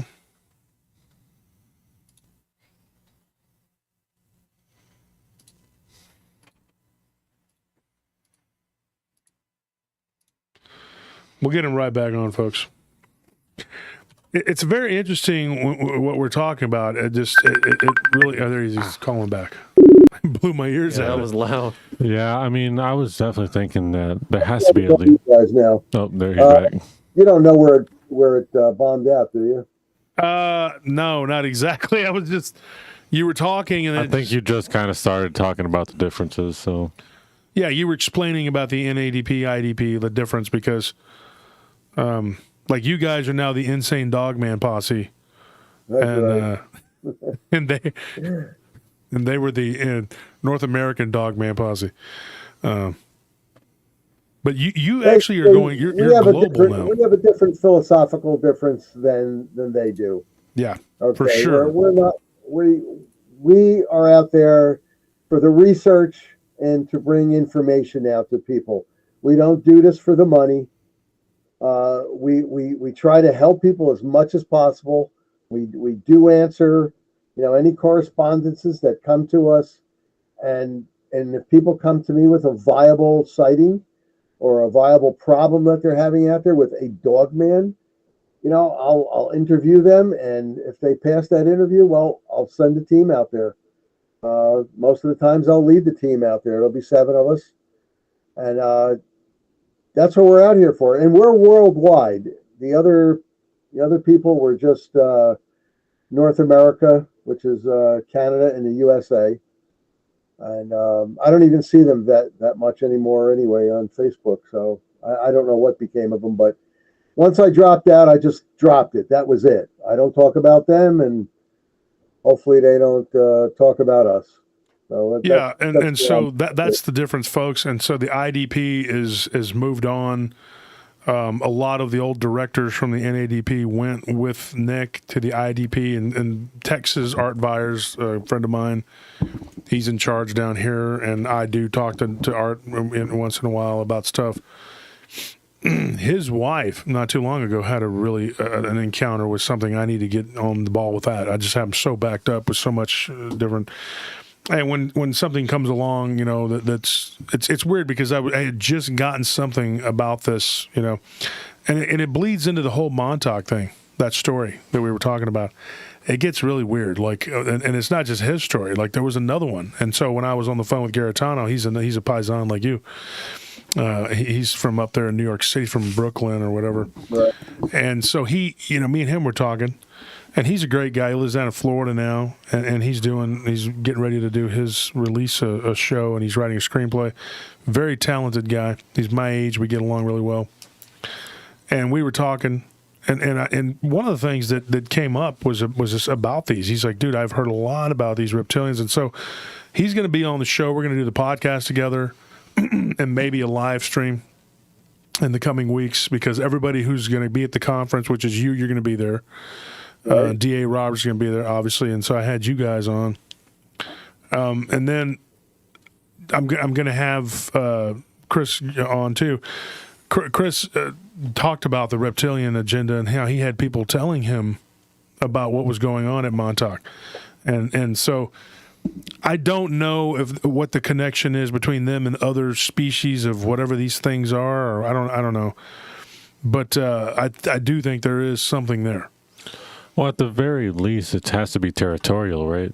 I mean, I mean, if there are 11 dimensions, and then we have to worry about them each having their own special entity, and each of those entities coming over, well, then they're going to have clashes between them, I would assume.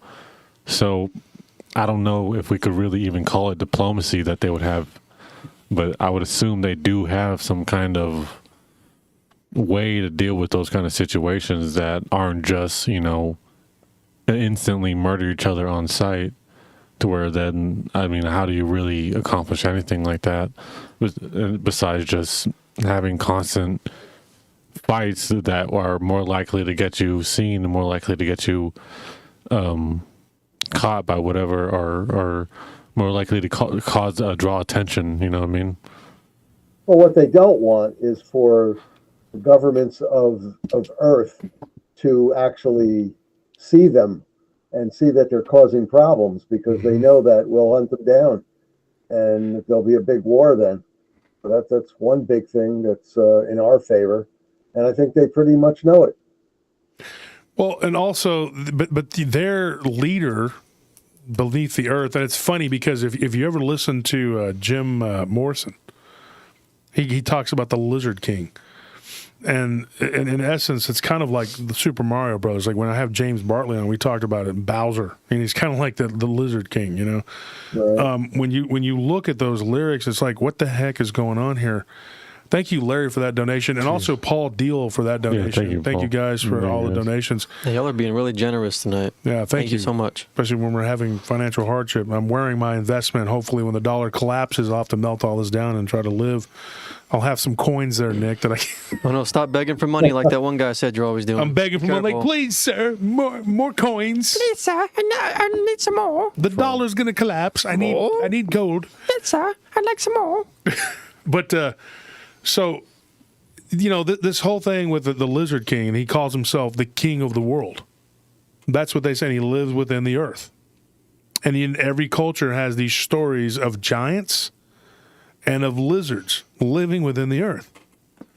And the Bible talks about it. It says those will be judged living upon and within the earth. I mean, it's really heady. And so, but your thing, like as of recent, you told me you had a couple of Dogman encounters that you wanted to present. What you got, Nick, within the Dogman realm? Well, the one I was telling you about most recently, this is within the last 3 weeks, of all places, Lambertville, New Jersey. Lambertville, New Jersey is right on the border. Well, there's a river that separates it from New Hope, Pennsylvania. I mean, you can, well, if you're a baseball player, a pitcher, you can throw a stone across there. That's how close they are. But on the Lambertville side, I had so many calls and so many people write to me. I mean, it was just shocking. I didn't think I had that many people that knew about the IDP in New Jersey. And one lady in particular, she lost her dog, and there was footprints where she lost her dog. Now, her home is right near the river, and there was still prints right near the river. And where the prints started, it came out of the river, right where the dog was picked up, and back right out to the river area, and it kept on going down. Now, it had rained 2 days before my team got there to take a look at this, and most of the prints were mudded up, but we did find a bunch of solid ones that were towards the grass. So this is proving her point to us. Plus, her dog is gone. And I went and I interviewed 5 of her neighbors, 5 of them now, and I said, did she in fact have this little tiny dog that she's describing? And every one of them knew the dog we're talking about. And her very next door neighbor on the right hand side of her house, she said she heard the dog let out a whelp. And sure enough, there was no more dog over there. Now, if you know the area of Lambertville, there are no bears in the area. It's old houses, but they're really close together. And there's no bears, there's no mountain lions roaming around, because if such a thing, and no coyotes, nothing like that. The tree area in right near her backyard and all the surrounding homes is too heavy for a hawk to be looking down and seeing this 5-6 pound dog, that come down and swoop down and grab it and take it away. But what really struck me was the prints that were still on the grassy area and then into the muddy area that led into the water. Now, I know from research and from speaking with people like my friend John over in Australia that the Dogman can swim. So I don't think in this, having a river there was any kind of an obstacle for it. If it saw something it wanted, it went over there and took it. In any case, this lady wasn't the only person that had reported, seeing a bipedal canine, well, they said German Shepherd looking creature right near the river. I got several reports of people, and one person in particular got a sighting, ran into the house to get the camera, came back out, and by the time they were ready to snap the picture, this thing had gone into the water again. So, I mean, it's crazy. I don't understand why a Dogman would be sighted in an area like Lambertville, New Jersey. I mean, you really have to see the town to understand why I'm so shocked that it was even seen down there, Josh. The houses are so tightly packed together. There's really no forest area for it to stay in. The most area where there would be a cluster of trees would be down near the river. And that's just maybe 1 or 2 trees deep. Not a big deal. So it's just amazing. It's not a place where they're building homes and it's pushing, the cryptids towards, forested area, and they're coming out and people are seeing them. This is just totally odd to me. Totally. When you got this story, do you ever stop and think maybe that these are people? And what I mean by that is, like we talked about earlier with the reptilians, they're shapeshifters. Do you ever think that these people could just come out of their house and do this? Because I think one of the reasons why I'm one of the few people that is getting the werewolf stories, and Anthony, Tony, correct me if I'm wrong here, we've been getting a spat of werewolf reports. Yeah. Not what you would call the traditional Dogman, but werewolves. And I'm not joking. It's become like they're like, and somebody told Anthony that he's the werewolf guy. Yeah, I'm not the werewolf guy, all right? I'm just a guy. I got other plans. I got things I do. All right, I'm into rollerblading and frozen yogurt and other types of ill shit. I'm kidding. I'm really not. I'm just a werewolf guy. But no, seriously, the werewolf thing, like, it would make sense because I tell people, like, the thing that I saw happen in town, Matt Imsh, that was on my show Tuesday, it was in the middle of a city. Like, if you go back and listen to that show on the Tuesday show, Nick, it was... It's kind of like, dude, what other explanation is these are heavily populated areas. I got one from downtown. Dude, this was Houston. It was crazy. These people were coming out of a Mexican restaurant in Houston, and I believe it was like in the middle of downtown, and they saw this. The only way it could be described is like a werewolf, like rooting around, like on the ground, moving around. I was crazy. And then I got a Bigfoot story out of Jasper, Texas, where, of course, that's not new. Jasper's heavily wooded. It's East Texas. There's just tons of woods there. But this thing was walking down the street, and it was headed in the direction of the town square, because I believe Jasper's a county seat out there in that county. And I was like, dude, and they were like, dude, this thing was walking down the road. It was a Sasquatch. It was like 8 feet tall, and it was just walking down. It was in the road, not on the side of the road. No, it was in the road. This happened in 2018. And the other one, the one in Houston or whatever, that one happened in 2020. So it wasn't that long ago. And the lady sent me like a blurry photo, which I don't... Something is there. It looks like something's laying down, and I know Anthony, Tony, I showed you that picture the other day that we got of a guy. I'll just say it was our friend Jason. You saw that? The picture. I mean, it was like it's crazy when you look at these pictures of these entities, of these whatever. You can make it out, but you can't put it on the group, Facebook group, and Paranormal Roundtable Facebook group. Everybody go and join. That's free to join. And I'll put the pictures up there. I personally won't put them up there. And I'm going like, this is not, because people are going to attack me and be like, this is crazy. This isn't real. Blah blah blah. Of course, they're not going to believe it or whatever, because anything can be fake now. But the person who gave me this in Houston, I don't think that it was fake. And it was a couple. He's not from here. He's from Chile, but she's Mexican American. But they were like, dude, they came out of a restaurant right there in Houston, and they saw this thing, and it was like right there, like downtown. I mean, it was like other people saw it too. They were like, and they just kind of were staring at it like it was an oddity, and then they kind of went about their business. And she was like, this is crazy. She was just all up in arms about it. She's like, have you heard of this? I said, yes. Because I think what it is like hiding in plain sight is the easiest way to be. Because people think it's a joke. Like the guy, he got away from the casino in Atlantic City because he said, oh, it's a hidden camera show. What? And he played it off. I mean, like, we don't know what's real anymore. So if these things were werewolves, you could walk out of your house and water your lawn looking like a werewolf. And I think they do. I mean, and call me crazy, call me the werewolf guy. I don't know call me whatever. But people give me their werewolf stories because they're not getting rejected. A lot of people will, and I don't know if you're in this camp, Nick, because I know you're very cerebral and everything, but people have a tendency to like, oh, if it was a dogman living in the wild or whatever, and it's some sort of creature that's that way all the time, that's acceptable. And even if it's a metaphysical creature, entity, whatever, that's fine. But once you get into the shape-shifting aspect, which the Native Americans have been telling us this is what it is all along. But then everybody starts freaking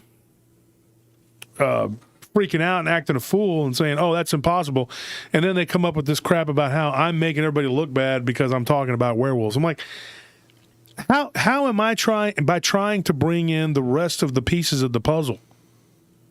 I mean, is it possible, in your opinion, Nick, and I'm not asking you if this is what you believe, I'm just saying, is it possible that this is what we're dealing with when we're dealing with these inner city accounts?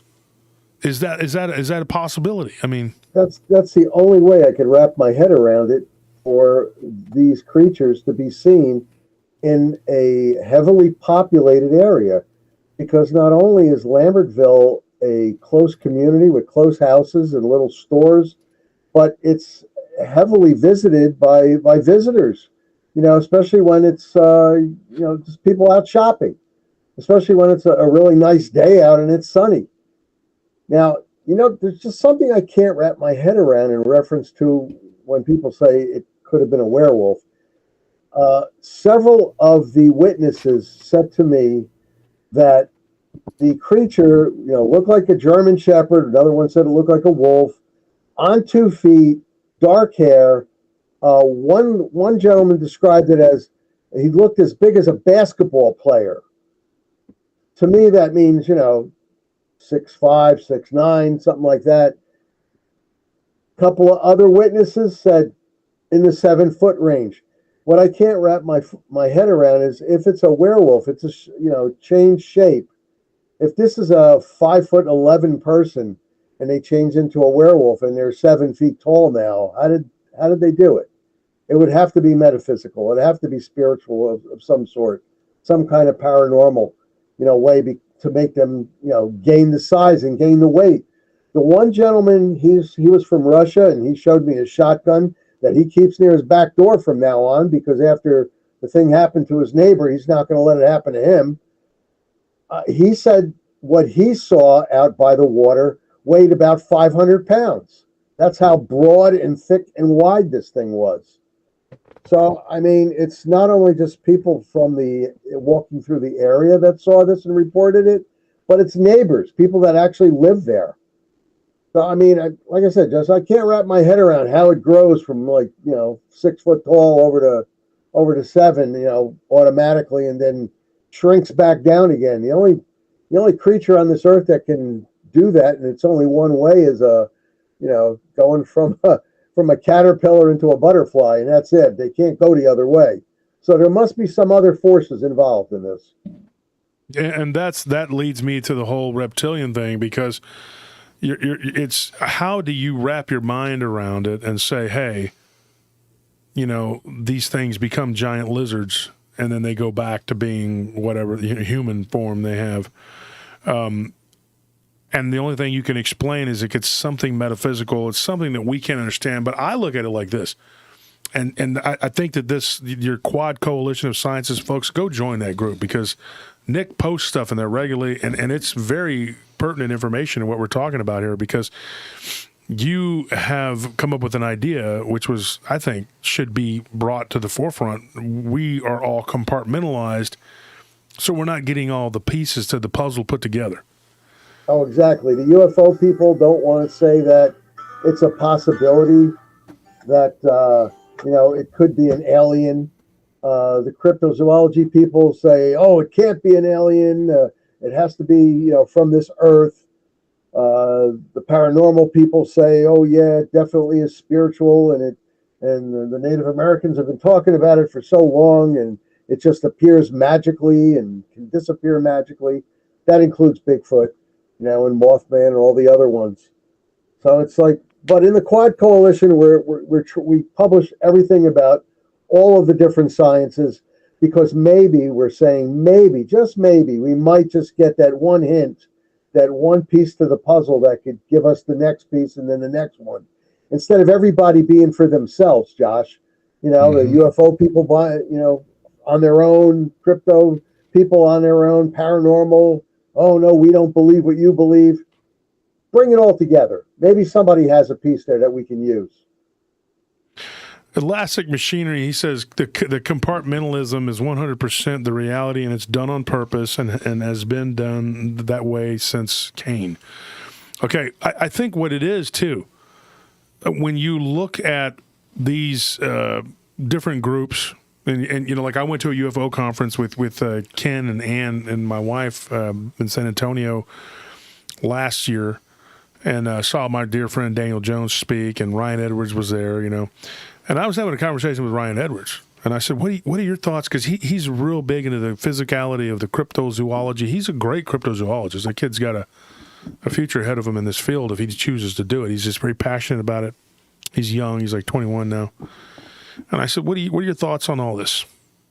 People walking around just like Star Wars, Star Trek, whatever. It's the whole UFO thing. Author Chris James, shout out to him. He's a good guy. I'm going to have him on the show when I get through all this other stuff. I met a lot of cool people there and then saw some old friends. And everybody knows, they know me from being at these different places, going and talking to people about alien abduction. Talking to people about Bigfoot. Everybody knows me from something different. And I saw there were some kids there, and they interviewed me. And it was for a video. I don't know if it was a TikTok video. I don't watch TikTok, but they were like, hey, can we interview you, Mr. Turner? I said, sure. And they said, what are your thoughts on the alien, whatever? And mine, I kind of reverberated the sentiment that Ryan had told me. I said, I think it's very interesting. Do I believe it all 100%? I don't know. But it's very interesting, and it's very intriguing. It's intriguing because, even people like Ken Gerhard, who's considered to be an aper in the Bigfoot community, he's very much open to like ghosts and I can't speak for him 100%, but that it could be a reality. Now he's kind of stuck on Bigfoot, thinking that it's whatever.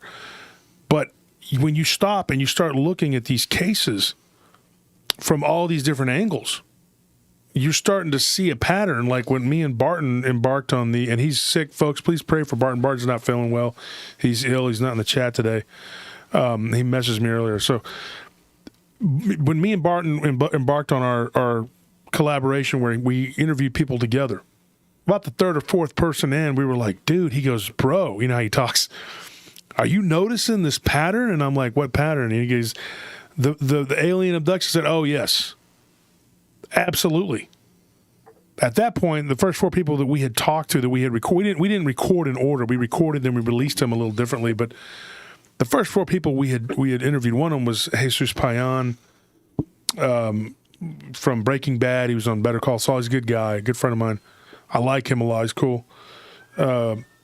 He told a story about a Bigfoot with an alien behind him. And, it's very intriguing.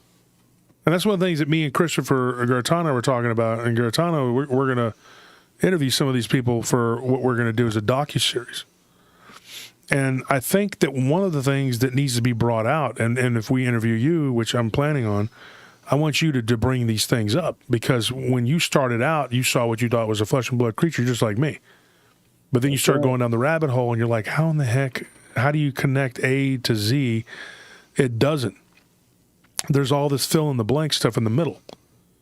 And all these people that we had interviewed, they had alien abduction. And it started out as Bigfoot. We were doing Bigfoot. And Barton is like, how in the heck are all these people, they're alien abductees? Which led to them having a bunch of ghost encounters and Bigfoot. Because the people we were talking to, it wasn't just Bigfoot. Now, it was supposed to be Bigfoot. But, you know, when you interview someone who's seen a Dogman or a Bigfoot, they oftentimes have seen spirits or they've been abducted or both. And I don't think everybody that's in this category, I'm one of them. I'm not an abductee, but at least that I know of, you know. But when you start going down the rabbit hole of all these people, I don't think everybody on this planet that has these multiple experiences is lying. What I think, though, is happening is extreme compartmentalization, because I have a couple very dear friends in the UFO community. I'm not going to call them out. But they're like, what you're dealing with, Mr. Turner, is UFOs and aliens. Very simple. These are all aliens. They're all aliens. There's nothing else but aliens.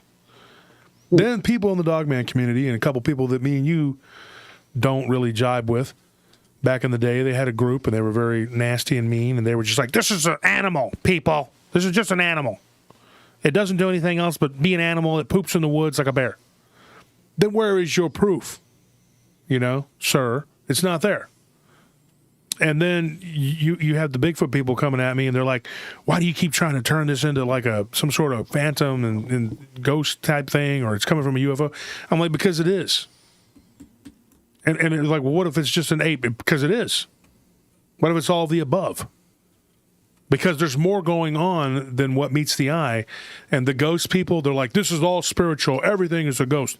That's the problem to me right there, people, is that everybody is doing that.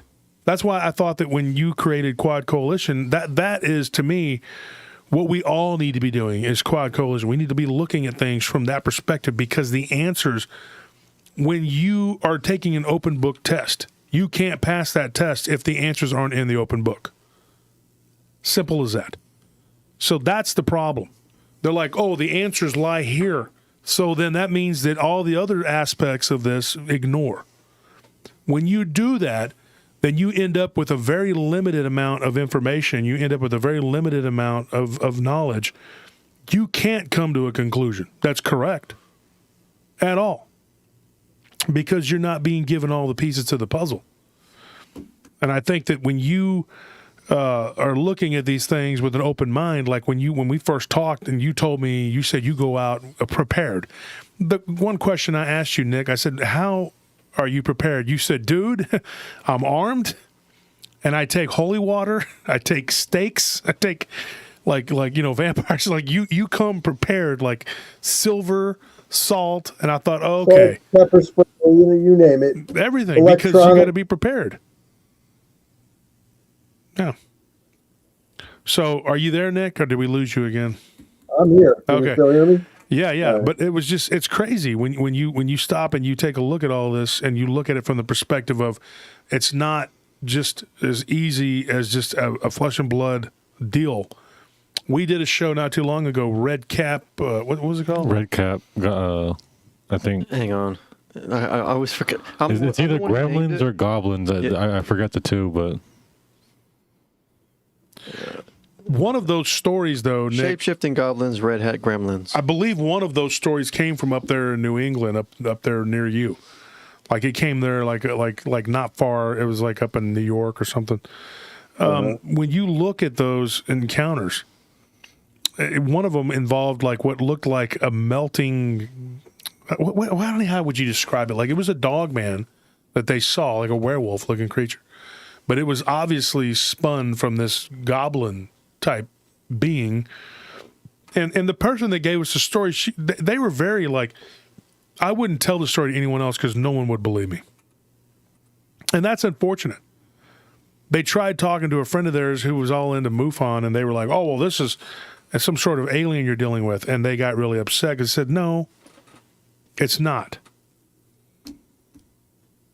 You know, and so when you start going down the rabbit hole, you start to look at this thing, and you're like, "This is not. I don't know what this is. It's somewhere in between everything. It's in that in between realm." And people love to ignore that. And they think, okay, if I see a fish man, a merman, whatever, I did a show about that a couple weeks ago, then that's flesh and blood. But then you get stories of the Caspian Sea where they take people to the bottom and they take them down to hell. Because hell is definitely a metaphysical realm. And there are stories of people saying, this guy from Azerbaijan, I looked this up, I found this one just the other day, about last week, who claims that he was taken down to hell, to a hell realm. There's another guy's written a book about it. And it was in one of the, and the lady she found, I don't remember, I might have a picture of the thing. And I was going to tell you, Nick, you need to take a look at this. Because this one, it's oh, here it is.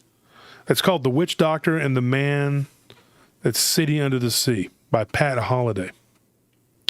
And he interviews a guy from Africa. This lady, she said that she had heard about this place under the Atlantic Ocean. Very much a metaphysical realm, but as a physical being, you can get there. And supposedly it's inhabited by sorcerers and demons and mer people. And I just think that our world is weirder than and when I started this 4 years ago, I had no clue what I was getting into. I honestly thought I had it all put together. I thought, you know what? I've been researching Dogman and Bigfoot kind of as a sideline. I'd been studying ghosts for a long time, and I had interviewed a couple of really strong alien abduction cases I'd covered. I thought, you know what? I know what's going on here. And then it just gets weirder and weirder and weirder, and you're like... And then some people try to put a label on it and say it's all just demonic and they're just all playing games and that's all there is. And I don't believe that. I don't believe that there's just like one group of entities that are just all playing a bunch of games. I just don't believe that. I don't think that, because why would there be so many of one kind and then so many of another kind? I think that they're all of different types, and that's really who they are. I don't think it's all just... Now, I do believe, though, that some of these things can masquerade. Like demons can masquerade as these beings or whatever. But I don't think it's all in a catch-all term. I don't think you can label it that, because they bleed into each other. Yeah, and the thing is when you really look at them, you realize that it's definitely a lot more complicated than you first realize. And as you look at the whole picture, all these threads keep expanding and they start overlapping. What you thought was a simple, just a Mona Lisa is slowly turning into a Picasso, and you're just slowly getting lost into these interconnected, and you start to worry about, are these things that happen like on just the supernatural level, how does that connect to what on the physical level, and are these connections have something to do with the UFO level? Well, then you start to see that, not only are they all interconnected, but there's even deeper levels in between that, to where some of these physical creatures only interact with each other, and then some of them have interactions that where you see like, aliens are directly accounted for in the situation as well. And I remember you having those stories back in the day about these UFOs kidnapping or not abducting both Dogman and Bigfoot. So now you have to worry about like, okay, so how does that even affect play all together?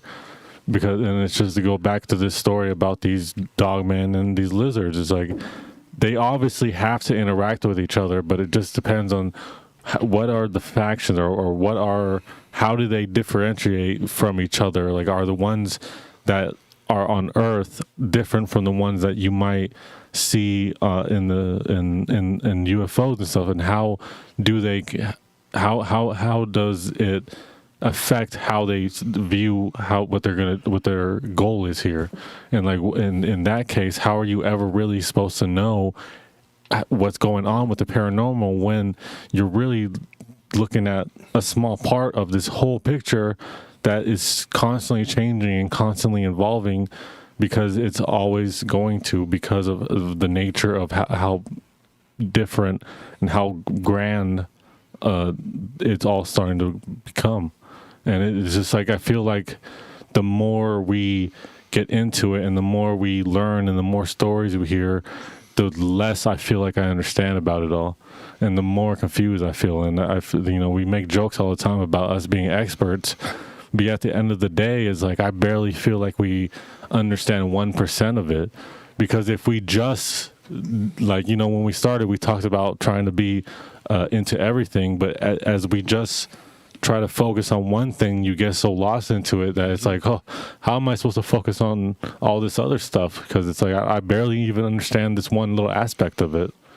And, I'm still trying to make theories, and I'm still trying to come up with ideas that might help me explain just even the supernatural aspect of it, let alone how that affects with underground creatures like rakes or Dogman or Bigfoot that might come from the inner earth, or how is that going to be affected by these interdimensional ones that might come from some of these other dimensions. It's like I just you get lost so quickly. What about this? And I'm going to propose this question to you, Tony and Anthony and Nick.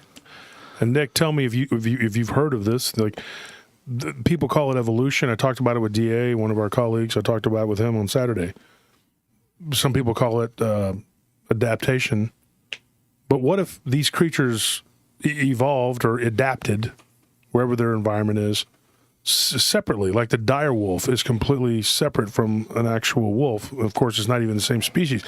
Their skeletons look very similar. But they know now that the dire wolf is actually a dog. It's a type of dog. It was a very successful hunter, but eventually it died out. And the gray wolf was able to survive on smaller prey. It didn't need the larger body. And as the megafauna died out, of course, it, filled the niche. And then this prehistoric dog died out. But species can never be in contact with one another and be on totally different continents and adapt or evolve, whatever you want to call it, to look identical.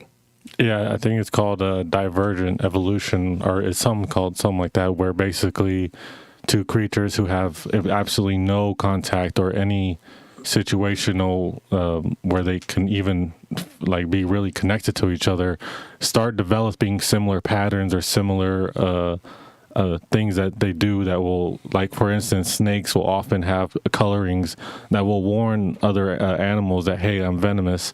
Well, what they notice is that different snakes start coming up with the same patterns, even though they're miles apart and have no real, connection. Black and red tends to be poison. Yeah.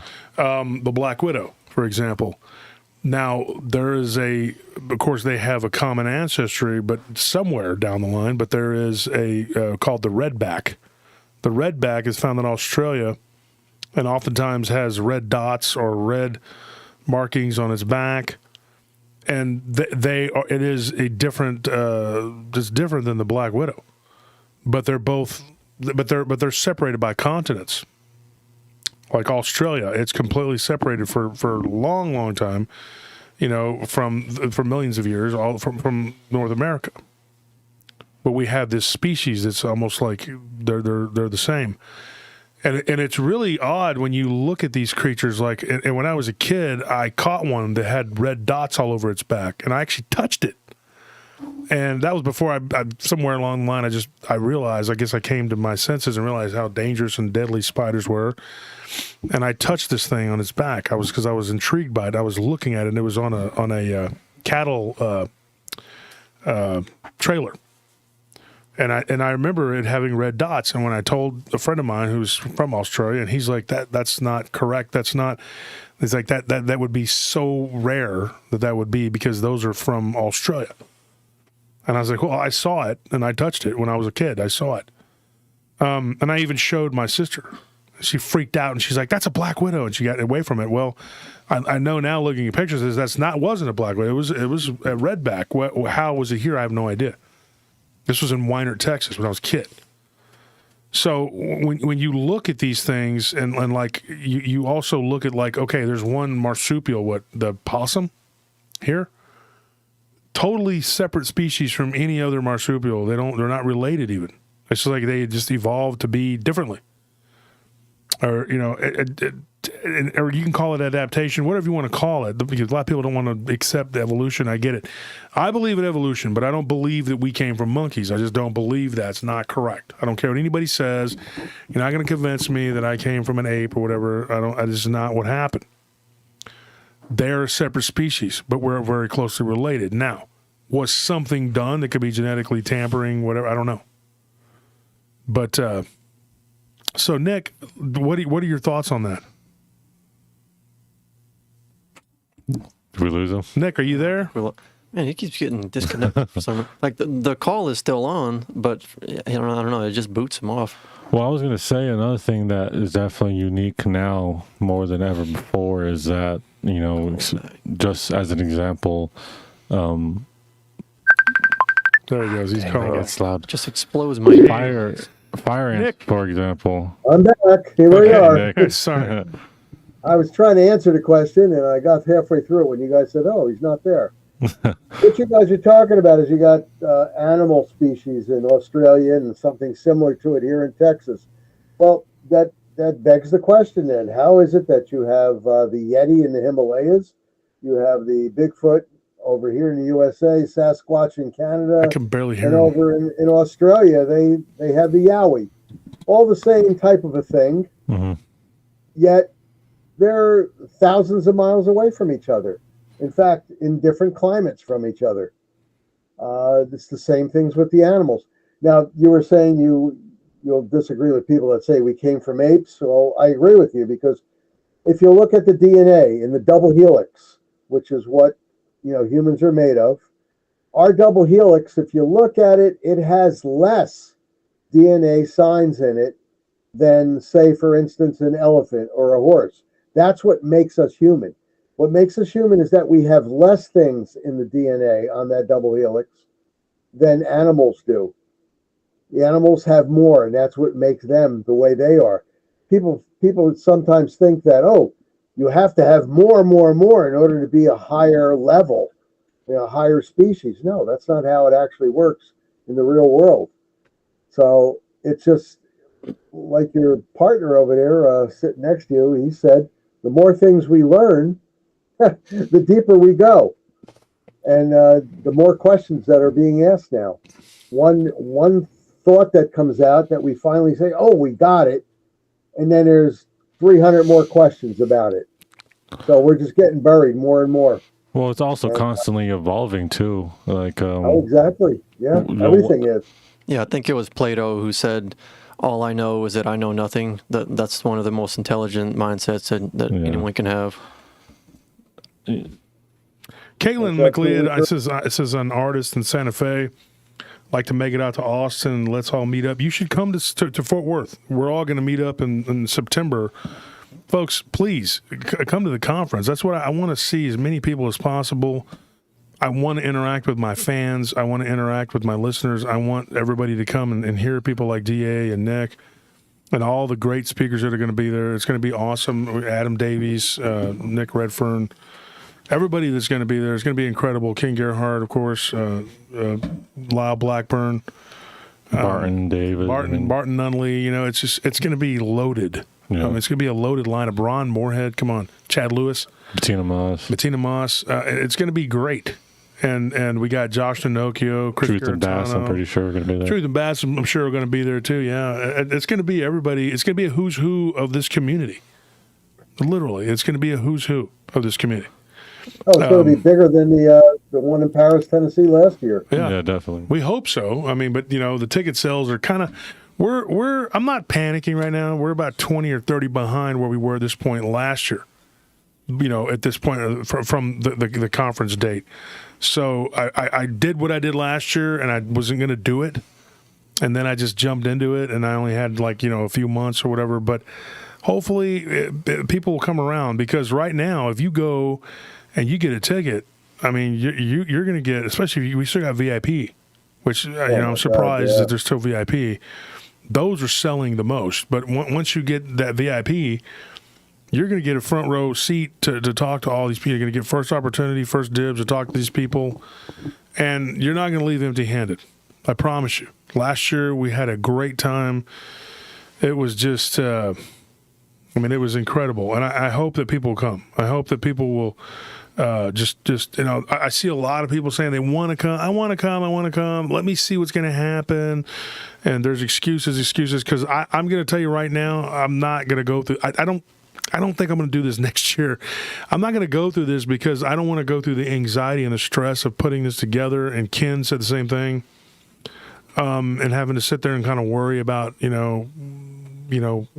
ticket sales and if people are going to go and how much it's going to cost me and blah, blah, blah. I just don't. And financially, it's a drain. And I'm putting all this together with my own money. I'm not really getting much help from people.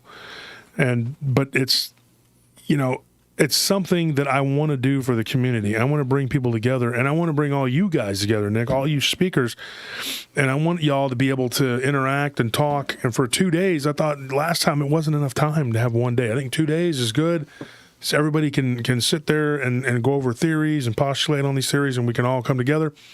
And then, you guys can collaborate, cross-pollinate, and whatever. I think that's what needs to happen because there's so much closed-mindedness in this field. Oh, there absolutely is. But, last year it was fantastic. This year it should be even better. And I just want everybody to understand, when Josh says a VIP ticket, that's September 1st.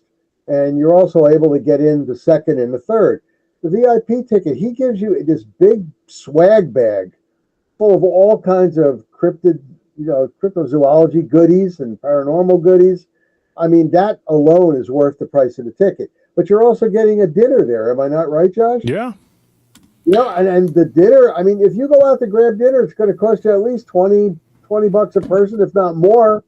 At least that's what happened to me in Paris, Tennessee when I was there. It cost me $27 to have dinner out. But the dinner there was fantastic. Absolutely fantastic. And it's going to be the same caterers. Oh, my God. I mean, come on. The barbecued brisket sandwich that I was handed was out of this freaking world. And I went to hand a guy a $20 bill to pay for my sandwich, and he said, no, I'll just charge Josh for it. Don't worry about it. You're one of the speakers here. I said, oh, thank you. Can I have another sandwich in that case? Trey Felton. So he gave me another sandwich. I said, just put it on Josh's tab for me. Trey's written a book about ghosts out there in Central Texas. He's a really good guy. I like Trey. Uh-huh. Yeah. I didn't know he wrote one. This is pretty good. Yeah, he's got a book. I got it. It's actually pretty good. Yeah, Nick, I'm waiting on you. What are you going to do? You're going to have to write a book. You got to. I know you're doing the show now with Jeremiah, but you got it. You have so much knowledge about this. You got it. And I know you have you're like me. You have a job. You're doing another job. God, yeah. But you got to take time, just a little at a time, chip away at it, whatever. Because you just throw together some of your really good cases that you have. Because you guys at the IDP, the former NADP, whatever. And you guys did a lot of great work. And y'all were always so accommodating and willing to exchange stories with me and let me use stories. And I appreciate all that. I appreciate that a lot. And you guys do really good work. You and DA, all you guys, and Eugene, Keith, Art, good people. Shane, I like Shane a lot. Shane Michael Chris, shout out to him. You guys do a lot of good work, and you guys really get after it, and you guys are on the cutting edge. Of like you guys are getting reports, and y'all are getting after it. And I really think that people benefit from you and your knowledge, because you're very knowledgeable about this, and you're very smart and you're clever. There's a difference between being smart and clever. Like you can be smart and be a dummy, but you're not. You're a smart guy, and you're clever. You know what I mean? Like it's, you all are. You're all very, that's why I picked you guys.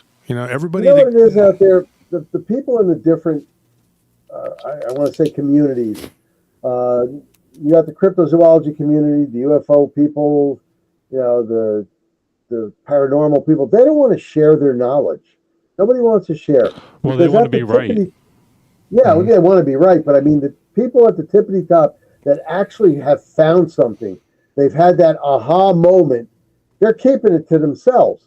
Now, if all the different sciences there came together and said, hey, listen, I'm going to throw this in the pot, and then I throw that in the pot, and the other one, you might be able to come up with something.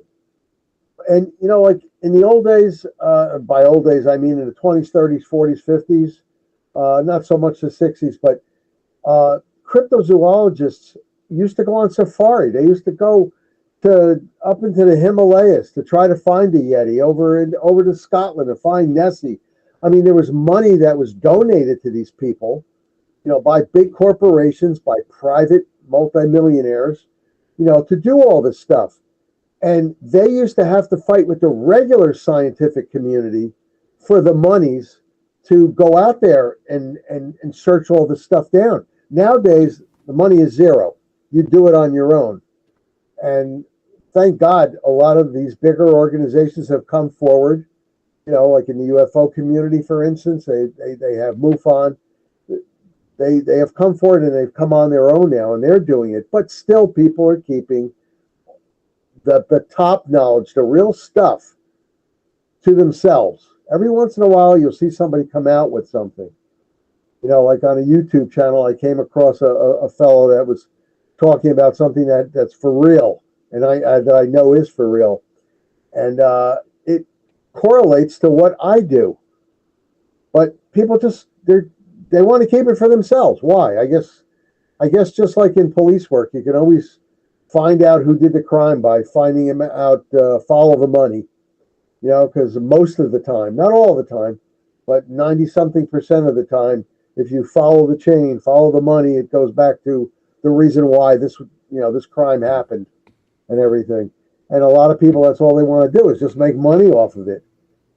And instead of sharing their knowledge. But you know what? I could talk till I'm blue in the face, and you can too, Josh, but people are not going to share. They're not going to be forthcoming like you are on your program or me and my group, you know, putting stuff out there. People just want to be, you know, they just want to make money and they want to be the big shots out there. Oh, I said this, I said that. Okay, you said this and that. Fine.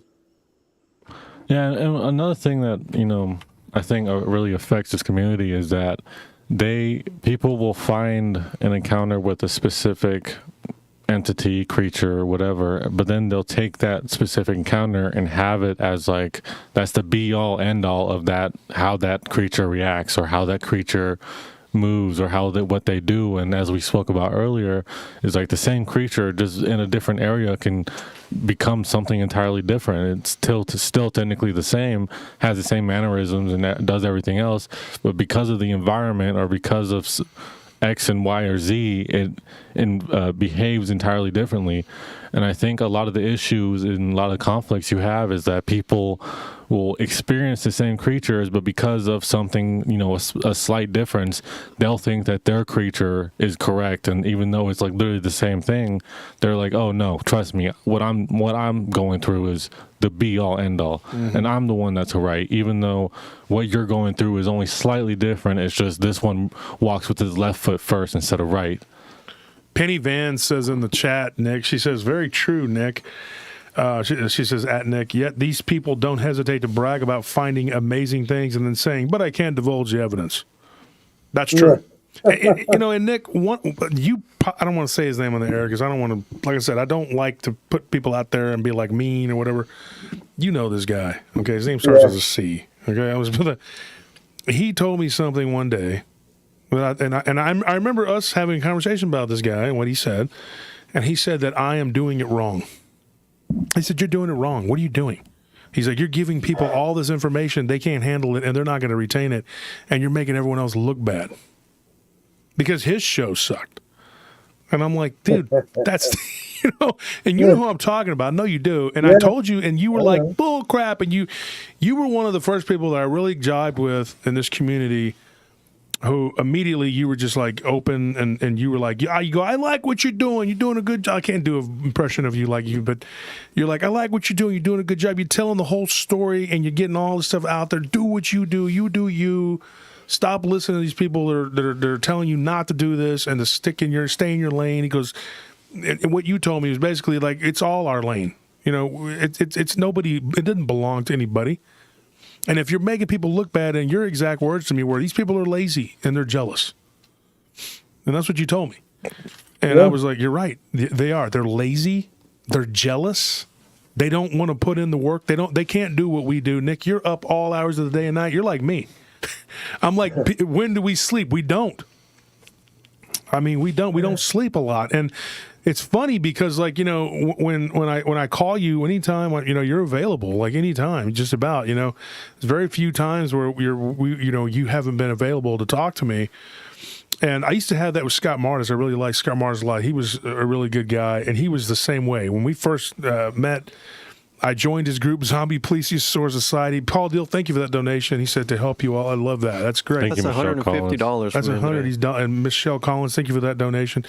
It's crazy because, like, what he told me was very similar, and God rest his soul. But he said, dude, he goes, you're doing good work. He goes, when we started out, we weren't even friends. He jumped my ass because he's like, dude, what are you posting in here? What is this paranormal crap? He goes, this is zombie plesiosaurs. I said, sir, I thought it was about zombies and plesiosaurs. I didn't know. And I was just following advice of somebody who had told me to go and join all the groups. And so that's what I did. And I joined a bunch of groups, and I joined his, and I posted that. And so then we started talking. He goes, what are you looking for? And I said, so I told him, I said, I do everything. And he goes, well, I do water cryptids. I said, that's great. I would love to get your take. And when I started spouting off stuff about water cryptids, and it was one of my interests too. And he's like, oh man, so we hit it off. And then before he passed, he had actually mentioned maybe trying to not just do a series of shows together, which we were gearing up for. And we had done, he was sitting on some research we were doing. And he was going to give me some stories and the Lake Champlain thing or whatever. And then Scott passed away. But he had even thrown out the idea of being a part-time co-host. And it's funny how we started out. And he said, there's people that are coming at you. He goes, and he messaged me. He told me, he said, keep your chin up.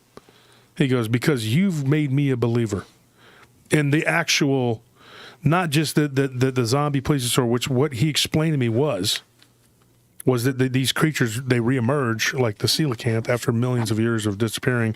So that's why they call it a zombie fish, whatever. It's not that it was actually a zombie. And then he said, dude, he goes, you've made me a believer because I've gone out and I've gotten cases and stuff. And he goes, I didn't think anybody could do that. And he told me that. And I was like, and it meant a lot to me because he'd been in this field for a long time and doing what he was doing. And listening to guys like you and him, you know, and several other people, you know, like Ken and Lyle and everybody who told me, don't listen to these people. You know, David Weatherly most recently told me that too. He's like, who cares what they say? He's like, you're on the right path. Just keep plugging away. And that's I need that because sometimes I get discouraged and I get down. And in the early days, and Nick, you know this, I was bullied, big time bullied. I fought back, and everybody thought I was always making problems. I wasn't. These people were attacking me. I mean, incessantly attacking me. And we were bullied by bigger channels, by bigger people that had more clout, and they were throwing their weight around, and they tried to stamp us out, you know, and just completely just shun me. But people like you and a lot of other serious researchers kept me in the game and told me, hey, don't back down, don't back out. We got your back, you know, and that's what kept me going was people like you. Because without that, I would have dropped out. I was ready to, and that pep talk that Lyle gave me, I'll never forget as long as I live. It was 10 hours all the way back. Him telling me, look, if you want to be an author, be an author. He goes, but you're good at podcasting. Well, why not do both? And Lyle gave me this long talk, and he said, look, dude, he goes, I'm an author. That's what I do. You know, he's an English major.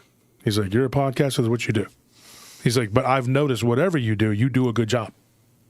He's like, I have no doubt in my mind that if you wanted to write, you could. And consulting with him and Ken and Barton and everybody has been a blessing. D.A. Roberts, another great guy. Ron Murphy. I can't say enough about all you guys. Just being a part of this journey with me and taking it with me and taking it to the next level, which is the conference. Folks, I wish I could just say everybody just come for free. But I have to pay for the venue, and it's about 8 times more than it was last year. It actually is 8 times more, literally. So I can't do that, but I wish I could just tell everybody for free. Just come, you know, whatever.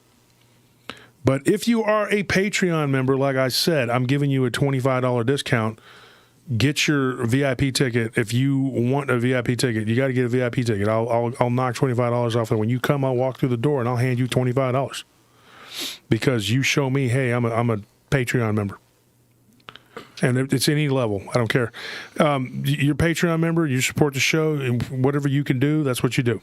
The thing is, I had somebody get all in my butt about how you don't care about the $10 tier. $10 tier, I'm still giving you what I'm going to give you. I haven't forgotten that. And this week, I'm sorry, folks, I got gout in my knee because of Crohn. So there's nothing I can do. I can't, 3 days of not being able to walk. I can't barely walk up the stairs.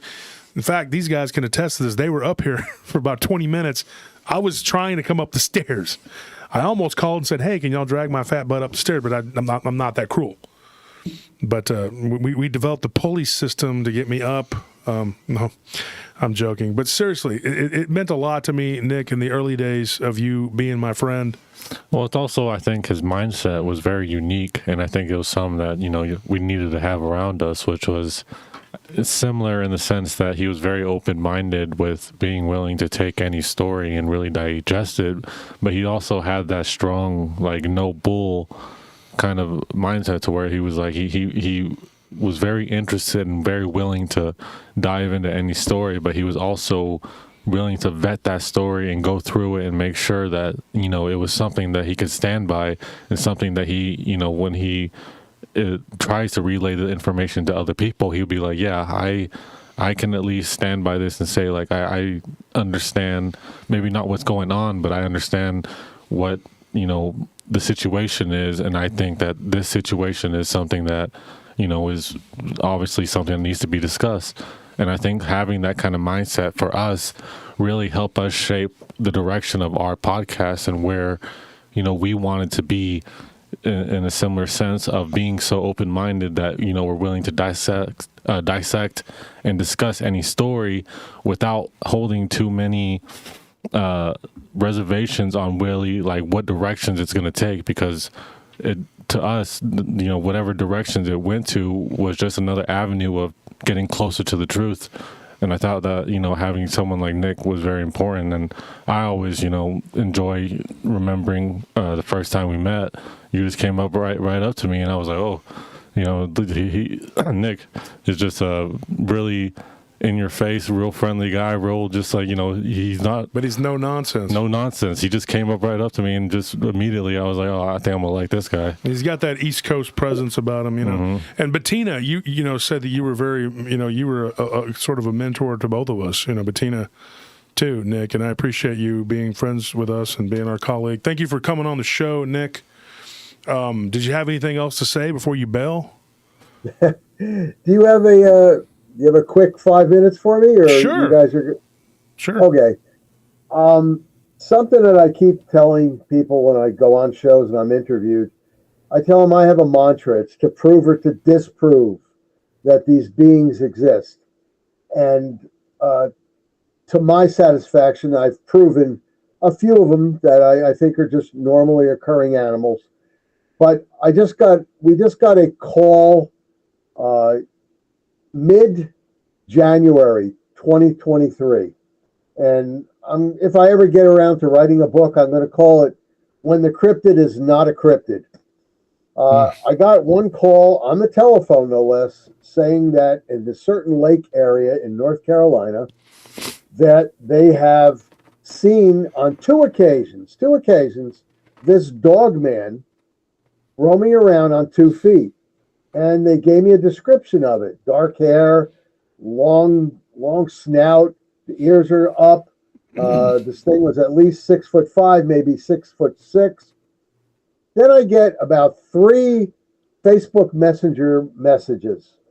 And I'm like, wait a minute. This is the same lake area that these people are talking about. I get another call that same night. And this person is saying, I am not going back into this lake area ever again with my family. We saw this Dogman in there, and you guys got to get down here. Well, over the next 5 days, I got 5 more people who have had a sighting. And I said, something's going on. So I went and I did my usual investigation. I got the people on the phone. I got them on a video call. I'm watching the people's eyes while they're telling me the story. And not one of them was, in my opinion, was untruthful. So I got a 7-man team, fully jocked up. We got in the 2 vehicles. We drove all the way down to North Carolina to this lake area. And by the time we got there, it was about 6 o'clock at night. We left pretty early in the morning, but by the time we got there, it was 6. We grabbed something to eat, decided to go check the area out. Right off the bat, we found some footprints.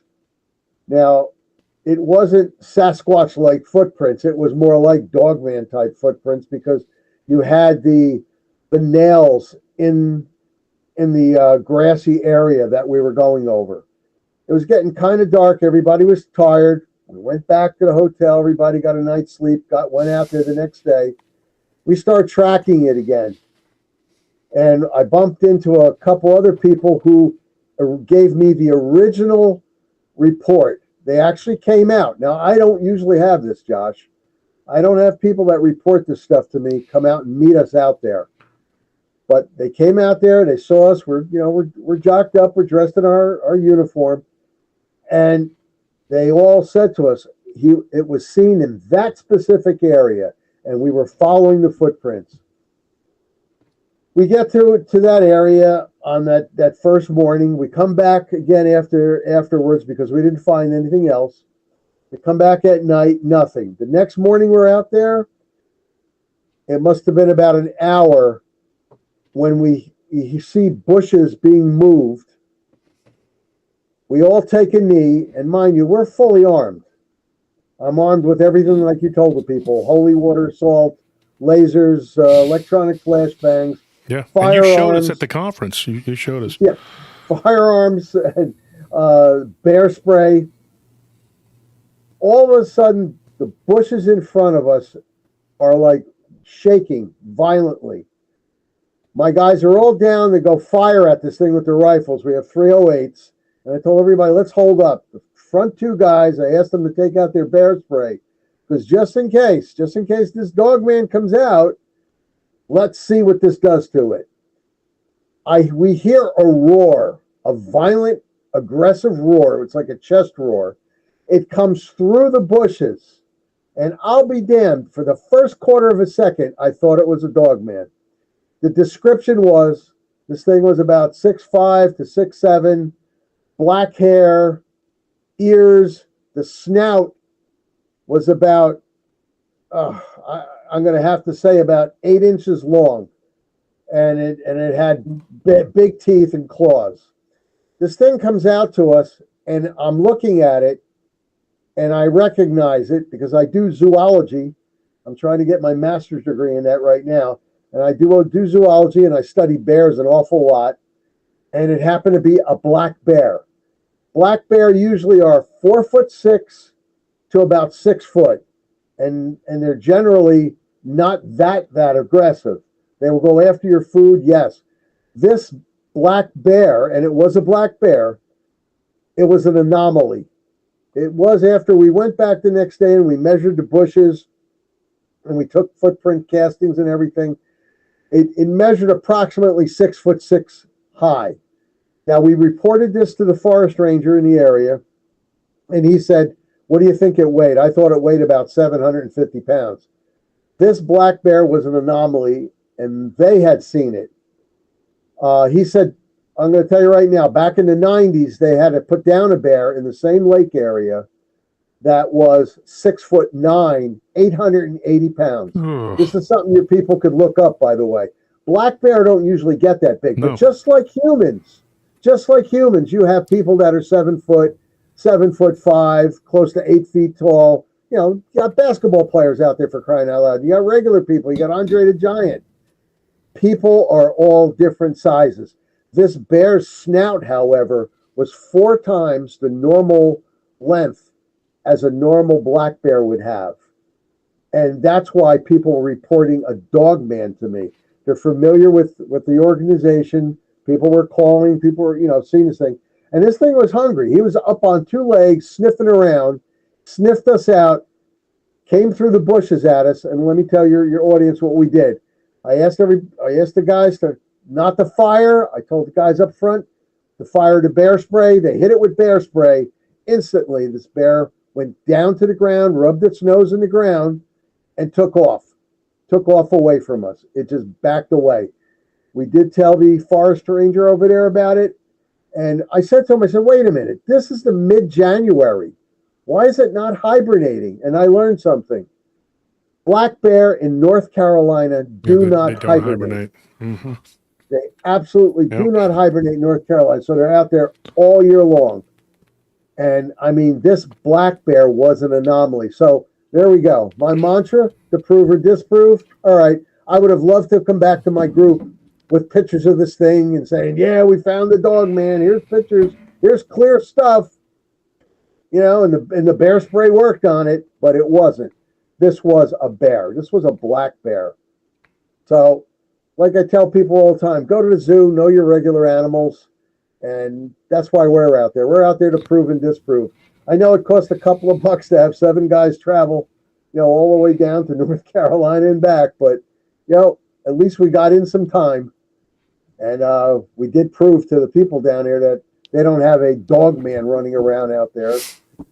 There probably are a bunch of Dogman in North Carolina, but not in this one instance anyway. Yeah, and I think it's also very important to have situations like that, because what we find out to be, you know, what we disprove is just as important as what we do prove, because it leads us into the correct path. And things like that, you know, just lets us understand that there's monsters in nature that, you know, like what I think of immediately is the crocodile Gustav in Africa. Which was just a ginormous man-eater, and it was just terrifying to mention and see. So just things like that really helps us understand that, you know, even in our own understanding of nature, there's stuff we still can't understand, and there's things that there's exceptions to every rule, no matter what no matter how solid they may be. And that's why I think those situations are just as important. Hey, look back in the early 1900s. They said that dragons still exist because they found on the islands in Indonesia, there's 4 islands over there, that what they have there is Komodo dragons. Mm-hmm. And people reporting, yeah, there's real dragons. And people say, nah. Well, this one naval captain, he went there. He killed a couple of them, took them back to the United States. He captured a few, took them back. And there we go. A cryptid that used to be a cryptid is no longer a cryptid. It's known as a Komodo dragon. So, I mean, here's a guy that he's been proving it before I ever proved anything. Yeah. I'm just trying to bring out the truth and what we find out there to people. That's all. And you've done a good job of that.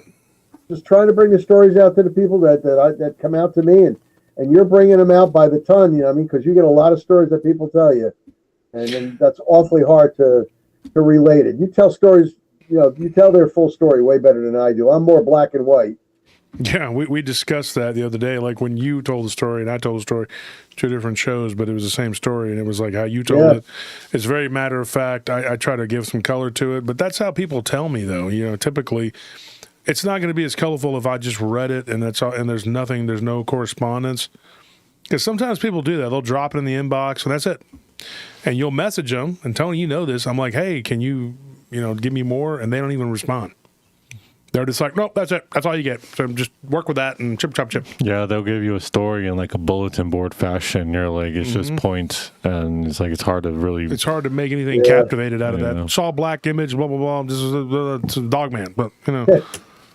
That's how I write my reports. I guess I'm going to have to do a. Well, I mean, I think it's important to have that kind of view too, because like as our guests on this Tuesday's episode, people mentioned that they've heard his story before, but that they enjoyed hearing it on our show because of and we also went into questions. Yeah, exactly. We did it different. I think, but having the same story, having some people go to different.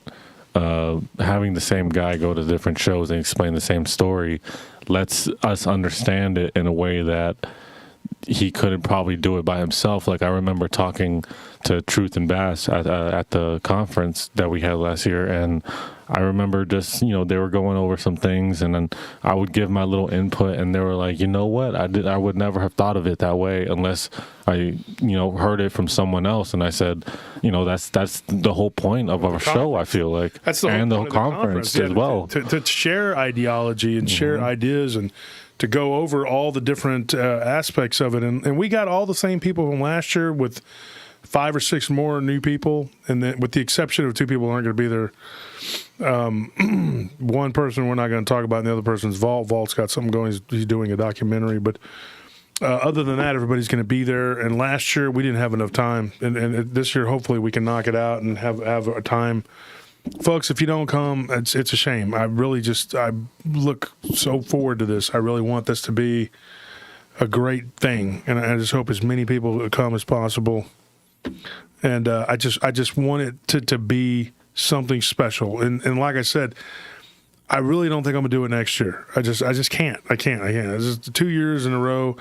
The stress with everything I got going on, and whatever, and embarking on another project I got to do, doing a bunch of different work. With security. I've been up and down. Remember, I told you, Nick, that I had just gotten another big account. Well, we lost it. We lost it. I was finally starting to see the light of day, and then, since. And Larry Fisher says you need to add Dark Waters. Dark Waters is declined to go. I don't know, because we didn't know. I don't know what the deal is for him and Vault. I'm not getting into it, but Vault had said that he was going to go, but then he told me again he wasn't going to go. So I don't know, but Dark Waters is declined. I don't know if that's the reason I didn't go into it. Me and him just had a conversation about other stuff, and I talked to Dark Waters pretty regularly. He was a good friend of mine. Nice guy. I mean, I get along with him. Some people don't like him. Maybe he's not your cup of tea, whatever. But for me, he's my friend, and so is Nick, and so is everybody. So, Nick, I'm going to run. I'm going to let you run. I'm going to get out here and say some words to my listeners. Thank you for showing up here again, coming on. Anytime you come on, it's always a pleasure. And keep doing what you're doing. Write a book. Write a book. You got to do that. You got to write that book. That's like Martin with the Spotsville Monsters. You got to finish that book. So, did we lose Nick? Are you there, Nick? We might have lost him towards the end again. Oh, Nick's probably talking and can't respond. All right, well, let me hang up and call him back before he calls us back and blows out our blows our ears out there. It's like,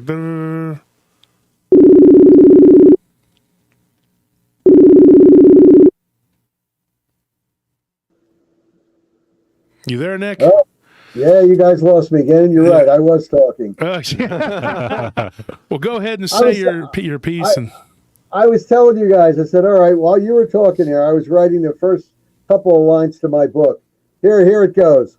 It was a dark and windless night. The trees rustled as the Dogman approached my team. Yeah. The rain cascaded down on our night vision goggles. That sounds like D.A. Roberts. It was glinting in the moonlight. That sounds very much like D.A. Anyway, what I was telling you was, I said, thanks for having me on. I do appreciate it. And you've got a great group out there. I was looking at all the comments. Really great group. Well, I appreciate it. I appreciate you coming on and being a friend and always being there to talk to and encourage me. Always got your back. I appreciate it. I got yours too, Nick. And I'm glad that you didn't let any of the haters push you over when all that crap was happening. You just like water off a duck's back. You're like, I don't care. And it is what it is. I know the truth. Not everybody's going to like us. You said that, and you told me that years ago. Like, it doesn't matter. Who cares? The important thing is that the right people like you. It doesn't matter. All right, Nick, I'll let you run, man. I'm going to say goodnight now. Take care, everybody. Bye-bye. Okay. Bye. Bye, Nick.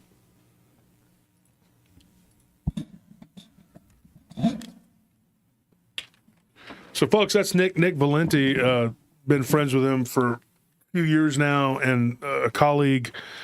We've worked together on different cases, exchanged stories. He gives me a story, very matter of fact, and I tell it, But I don't cut and go, oh, you know what? Let me add some stuff to it, and there was lightning, and blah, blah, blah. I don't do that. I just tell the story like it is. There's a lot of people who can attest to that. They give me a story, I tell it like it is. Though I add some color, and their emotion and what they were seeing, and there's ways to tell a story. But and like I said, somebody had said something to me one day, and he was like, "Why?" And this isn't a bad person. This is a colleague of mine. He goes, "But why do people want to give you these good stories and they're not giving me those?" I was like, "Yeah, because you have put yourself in a box." Once he broke out of that box, he started to get a little more, And I told him, I said, "Dude, you're very judgmental on what they tell you. You're going like, oh, well, this doesn't fit into the parameters that I've envisioned or put around me, so this can't be real." Whereas when someone gives me a story, and then somebody accused me one day, they said, "Well, you take sensationalized stories and you retell them, and they tried to say that I was only, what was it? That I was only pushing entertainment narrative." And I said, we have to be entertainers. Am I right, Anthony? You said that. What was it you said about the theory, or what was it, the therapy? Was it? Oh yeah, I said that like, who's gonna sit through like a 3-hour long therapy session on a Friday night? Like that's not why people show up. They don't show up to come to some kind of like sit around in a circle, paranormal experiencers anonymous type. Like they come to have fun. They come to have fun, to be a little scared with some really interesting, intriguing paranormal experiences, like firsthand accounts, eyewitness accounts of just strange things. And they just, yes, people come to learn new ideas, but the best way to learn is to have fun doing it. I mean, that's why we're 3 hours and 20 minutes into this live stream. We still have 558 people here listening with us. Like this is why y'all stay with us. This is why you're still here, because it's entertaining. You're sharing, an experience virtually with a lot of other people. Well, I also think that some people get it wrong when they think that a story, retelling a story should just be, I'll just look into a thesaurus and look at words that mean the same thing, but don't really give good context to the story. Whereas I feel like Wolf, you'll take their story and then you'll give the exact same facts, but you'll just add a little bit of detail, or you'll change about when you're going to say that fact so that it adds greater gravitas, or adds more, it makes it more dramatic. And I think that's the difference, is that you're not changing the facts, or you're not changing the words. You're just changing maybe how the facts are presented. Yeah. And in what order they're told in. Exactly, but it's build up to. You're still giving it all to them, and, because I get into the emotion of it. Exactly, and I think that's important. Story, I read the emotion, because if you tell a story just like a robot, then that's what you're going to get. You can read those all day long. There's 1,000 accounts online of stories of stuff. Of just, this person saw this person in 1987, 1984, whatever, 1992, and it's just like me in 2005, it's dates and times, and that's another thing too. And sometimes people will say, well, you should give us the date and the time and the place and all that. Yeah, that's important, but the important thing is the person's account. And Paul Sinclair is in the chat. And I saw Paul, he said something. He says the accounts have to be put across in the best way possible.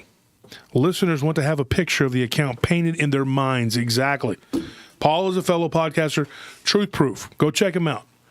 Paul, post on there when your show is on. You have Truth Proof, and you've written a bunch of books, and you have the Wolflands Project, and we hope that you can make it across the pond from England to come to the conference. If you come, you'll have two fellow British.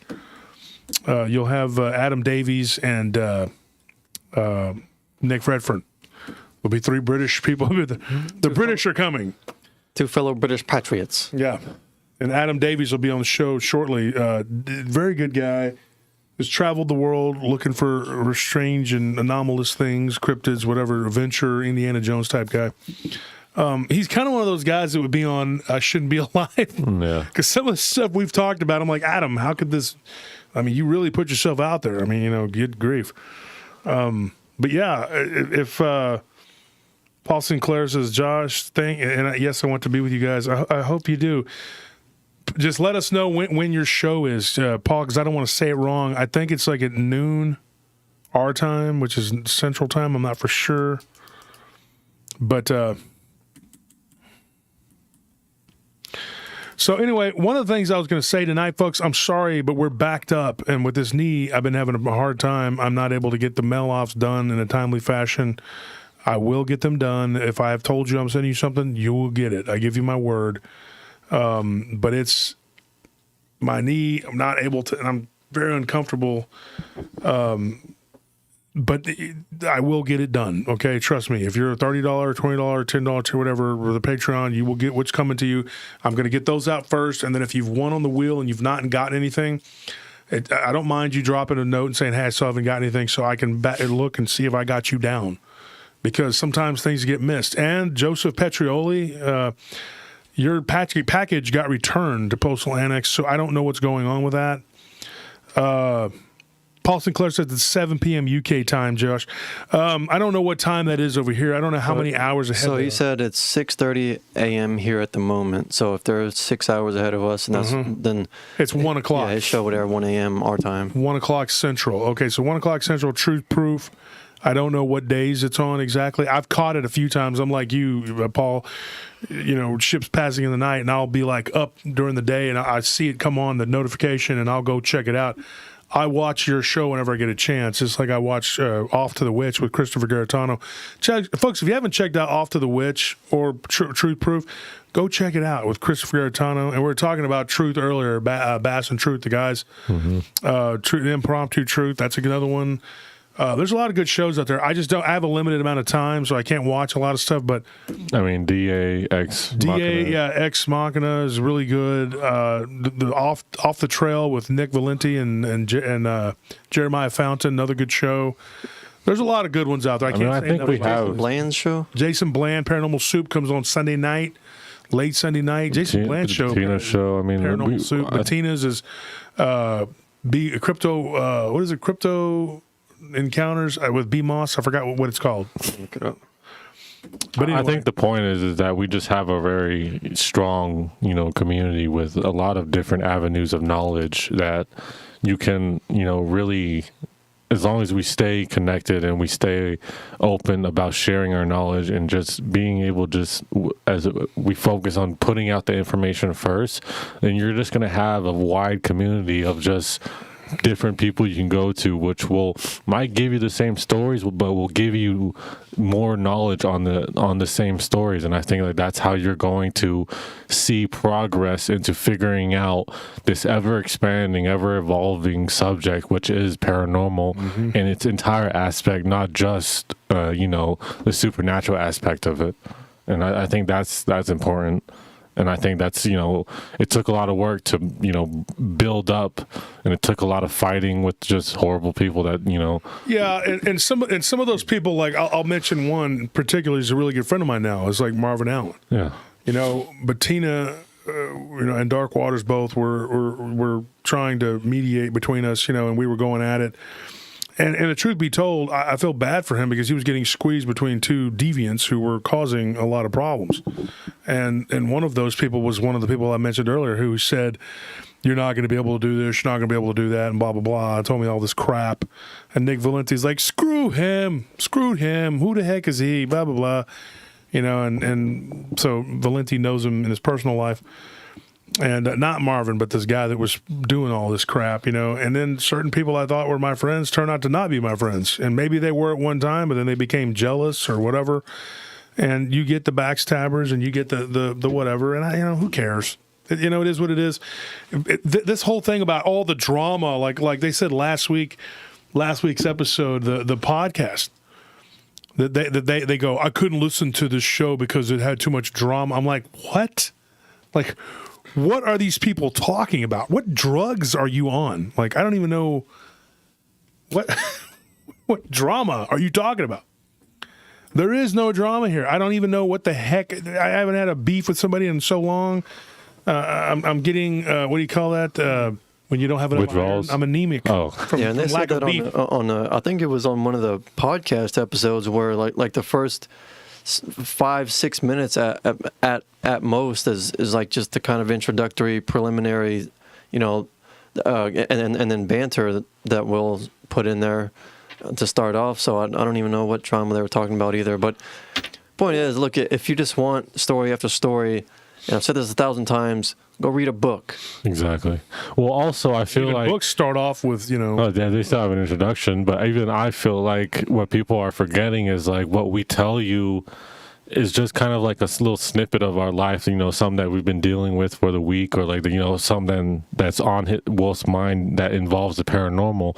It's not really anything that I feel like is super actively like bothering us or important. Like, it's not real like drama, like as you would really describe it. It's more like just paranormal drama, where it's just like, oh, it's something that, you know, we're wanting to discuss because it involves the paranormal, and it involves us, which we feel like we want to tell y'all because we see y'all as family. Pretty much. I think we build a community here, our PRT troopers and everybody else that involved in that really, I think it's just great. I mean, I think you guys are just super understanding. You guys, I feel like, are very informative, and you guys are more than willing to learn and be open to new ideas. Even if you don't agree, you're at least willing to discuss those ideas and then come to your own conclusions, which I feel like is super important. And it's something we've always preached and made sure that we wanted to have be the forefront of our communities. Like, you know, one of the main things we wanted y'all to focus on is being willing to have conversations that I feel like will lead us forward.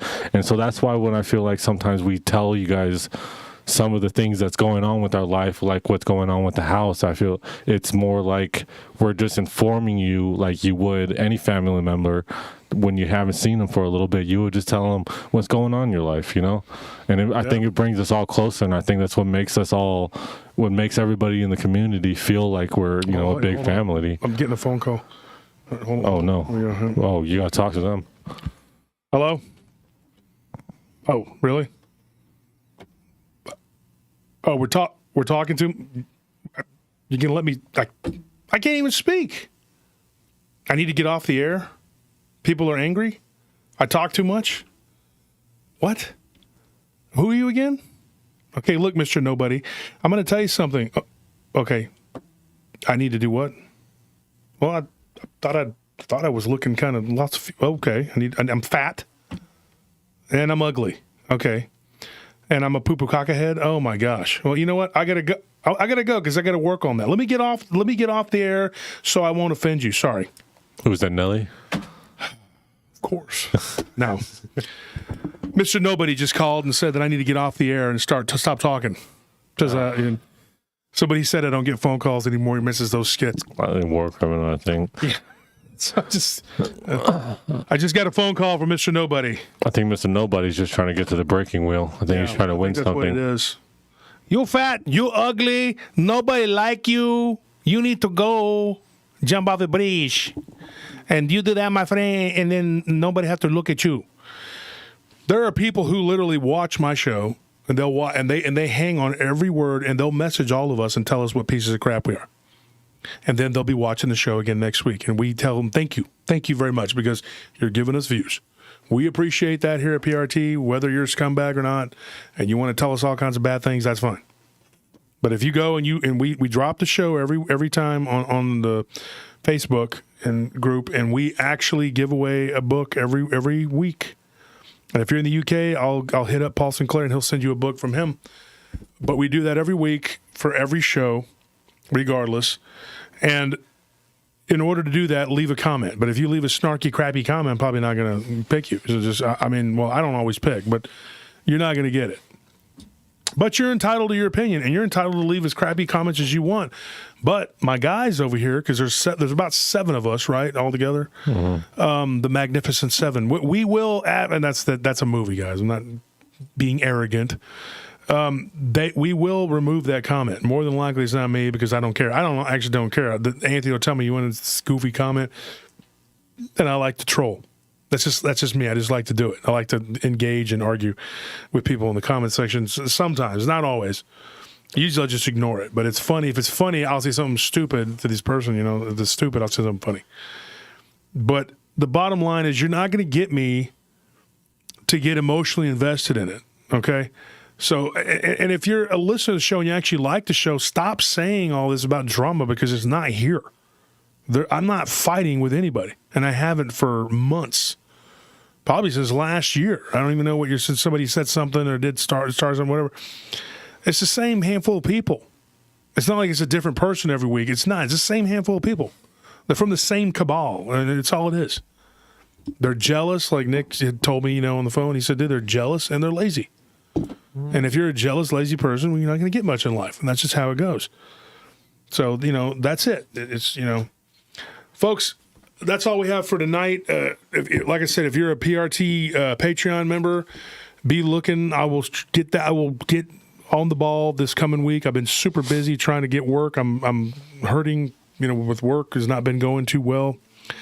We've had some weird things happening with this house we live in, more stuff, which I will actually be discussing. I'm going to discuss this with Christopher Garetano on his show, Off to the Witch, on Sunday. We're going to record together, and then he's going to drop that episode. So if you want to know a little bit about what's going on with that, I'm going to talk about it. I'm going to go back back in time and talk about the house and a few other things that his listeners may not be privy to. There again, I say privy. It doesn't matter how I say it because people are going to critique it no matter what. And I think it's so silly that people get so worked up over every little thing. Somebody said to quit saying humanoidal, and they said something. Somebody said to quit saying something else, and they just tell me, to quit talking about stuff or whatever. It's funny that you get those messages when I feel like I butcher the English language a lot more than you do. Oh, their hatred is more geared toward me because I'm more important. As the face of the show, I feel like they just can't hold hatred towards me, but that makes more sense. It's like the Emperor. Yes, I can feel your anger. Yes. Strike me down with all your hatred. Boy. And they're like, no, I will never listen to you. Well, then again, I'll be back next Tuesday. And then they get mad, and then they're like, do people know how foolish and childish you really are? Foolish boy. Boy. So nobody really knows but yourself. Why you stalk me, I have no clue. Is my life that interesting? Are you not that important in your life that you have to donate so much time and energy to hating me? Well, yeah. I think Ice obviously. Cube made a song about it. Go look it up. It's the such and such you love to hate. Am I that guy? Is that what you love? Is that what you crave? You crave beatings? Is that what you crave? Oh, by the way, Paul Sinclair says, and Josh, I would love to have you back on the live stream. Absolutely. I'd love to be back on your show. I love being on your show. I love talking to you, Paul. You're a great guy to talk to. Now, and then we're going to get Paul Wallace back on here too. He's an Aussie. A lot of things in the works, folks. Not the least of which is I think me and Christopher Garetano are going to do a docu-series. I believe that's going to come to fruition. And he's like me. He's not a dreamer. He's a doer. Go check out Strange World and Montauk Chronicles. Knocks it out of the park. I can't wait for Paul to come and do the Wolflands presentation. Come to the conference, folks. These people are going to be there. His new show, A Haunting We Will Go, that's Chris Garetano. And then Paul has the Wolflands. Everybody's doing something. Amazing work, amazing projects, new books coming out. Aaron Deese got the new book. I'm going to have him hopefully come. I think he's going to make it to the conference because it's not far for him. He's in San Antonio. Congratulations to Aaron. Somebody tried to make a little snarky comment on Facebook about, oh, y'all are having the book come out at the same time. I guess y'all are competing or something. Bull crap. I'm going to go buy his book. He's probably going to give me the book. I know that. But I'm going to give him the book, too. And I'm going to buy some of his books, and I'll have them in stock. Because Aaron's a good guy, and I'm sure he knocked it out of the park with his book. I want you to go out and buy his book and buy my book. Okay? You can buy more than one book. You can listen to more than one show. We're all in this together, and Rowan, we will go. Why do we all have to be fighting all the time? Why does everybody have to be so angry? Everybody just love one another. Be kind to one another. I'm like Jerry Springer after you stir up all the crap. Hey, you be kind to one another after I instigated all these fights. No, I'm not doing that. I'm not instigating any fights. We're all together. We're all friends. Well, I think people tend to, like always, human nature, look at the negative of everything when in fact they should see the community we have built as the positive. It's like these little bumps in roads or bumps in the road don't matter when you look at what we have right now. Mm-hmm. And what we have right now is something that's just super strong and super unique. and We're going to keep growing. exactly. We keep growing. I mean, and the more we grow, the more you come together. You know what I love? I'll tell you what I love more than anything in the world is when somebody sends me a message, very simple. I love it when people send me messages from my fans. I love it. I love to read fan mail. But I love more than anything when somebody says, I've been with you since the beginning, because those are the people that help build it. But if you're a newcomer to the show, I love you too. You're no different. You're just not as good as them. I'm joking. It does make you feel really My mother good. used to joke with me about that, but it was really true. She's like, "You're my third favorite kid," and I'm like, "Who else is that? Really?" Because she only had 3 kids. I'm like, I'm the third favorite. I'm like, I'm somebody's third favorite. Now, look, I love you all. Okay. But when you drop me a line and you tell me how much you love the show or what it's done for you, like a guy that said his leg had been amputated. That's the kind of, dude, I can't replace that. A guy's in a rest home. His life is not. I wish I could go drive out there. He's in another state and I could just go visit him there. But it was, bless his heart, it was really cool. And Tony, you know this, and Anthony, he got the other people in the rest home to listen to the show. Yeah, it's awesome because now these elderly people, they get together on Friday and they're probably listening, the ones that are awake. And on Tuesday, they listen to the show together as a little group. So, shout out to you. It's that kind of stuff. I can't remember the name. It's Sunshine or I can't remember the name of it, but it's a rest home in Colorado, and I appreciate you guys coming along for the journey. Everybody who is involved. I got people who work the night shift. They work the graveyard shift. I had a guy who, speaking of working in a mortuary, what he does, he works in a funeral home, and he was like, I was literally listening to your show, and he goes, and I got so creeped out I couldn't do my job. He goes, I had to take a couple days off because I was like, I thought I saw something. I said, I'm telling you, there's stuff out there. I'm not trying to scare the crap out of you because you can't do your job, but there is stuff out there.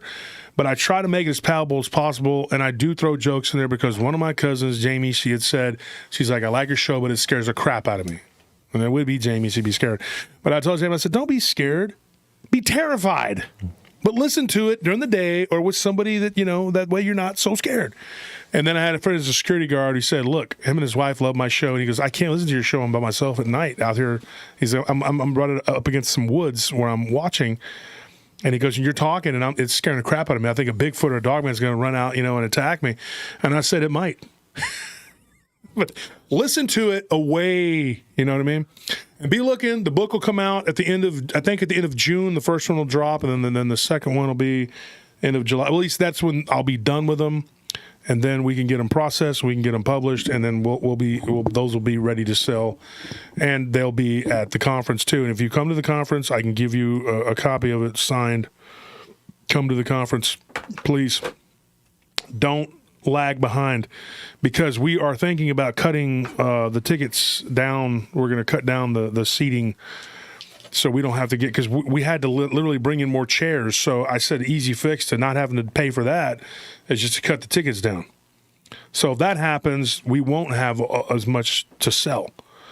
And that looks like it may happen because we're not going to utilize everything. So I know the economy's not great and everything, and the ticket's $100, $125, whatever. It's expensive for some people, But what you're getting is a huge value, and you're getting 3 days. You're getting Friday night, Saturday, and Sunday.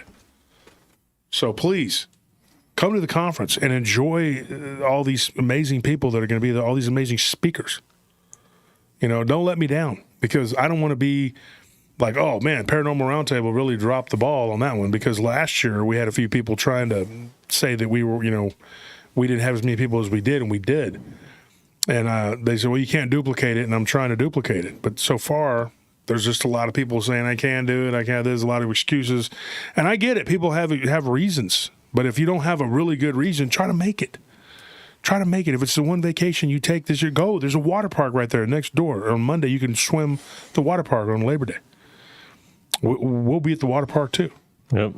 So, folks, just come, please. There's a lot of hotels in that area right there around the conference area. Just do what you got to do. Get there. That's what we want. We want to see you. Me and Tony and Anthony, we want to see you there. Nellie, all of us. Just come be a part of what we're doing. Please. I am appealing to you to please come. So anyway, folks, we want to end it with that. We want a good positive note. Sorry, we can't do the giveaways right now because we're so backed up, and we're running low on supplies. Which some of them we were told are now ready, but I couldn't go pick them up because my bum knee. So not to make excuses, but that's what's happening, and it's the truth. And all I can do is just try to get back on track and try to get it done next week, and then be back to the giveaways next week. So give us a week to get all this done. I'm sorry that I got gout. It just seems like after the Cron, a bunch of people got it, and I'm one of them. So we love you. God bless. Everybody continue to say your prayers. Pray for us. This house that we're trying to build, we can get it done. We can get out of this spooky haunted house that we're living in now because I don't want to be there anymore, nor does anyone else. Too much stuff going on. The animals are freaking out. We're freaking out. Look, we're just running around going, ah, all the time. It's just like that, you know? No, I'm kidding. We're not, dude. It's just the animals. But look, the thing is, we have a lot going on. We need prayers, okay? I need prayers so we can get more work and we can sustain ourselves, and pray that I can get out of this situation with this apartment because I'm paying money for something I can't live in because it's got mold and we're not, you know, I got to get out of there. Say the prayer for that. Say the prayer, you know, whatever. Some lady said we were getting COVID every week, and I'm asked for prayers for that, but that's not what we're asking for. We're asking for prayers for other things. But if you pray for me, I'll pray for you, my listeners. And if you need prayer requests, go to the prayer request page that was made by Nellie. Nellie Turner. There's Paranormal Roundtable prayer group. There's about 500 people in that group. Go join it. Even if you're not a Christian or you don't believe in anything, whatever. If you're just going through something, prayer. It's very powerful. Yeah, just put it on there. You know. And go with your prayer request, and nobody's going to mistreat you or deny you or be ugly to you. We don't put up with anything like that. Everybody's different. Everybody has their own views. I'm totally okay with whatever. Just go in there and ask for a prayer. And we've prayed for a lot of people, and we'll pray for you, and you pray for us, and pray for the growth of the show, pray for the growth of the business. We can keep doing what we're doing. Thank you, and good night, folks. Thank you so much. Paul Deal, thank you for that. Thank you, Paul, again, man. That's $200 for Paul Deal. Wow. Man. That's incredible. Unbelievable. I feel like we should donate Tony's time to help you.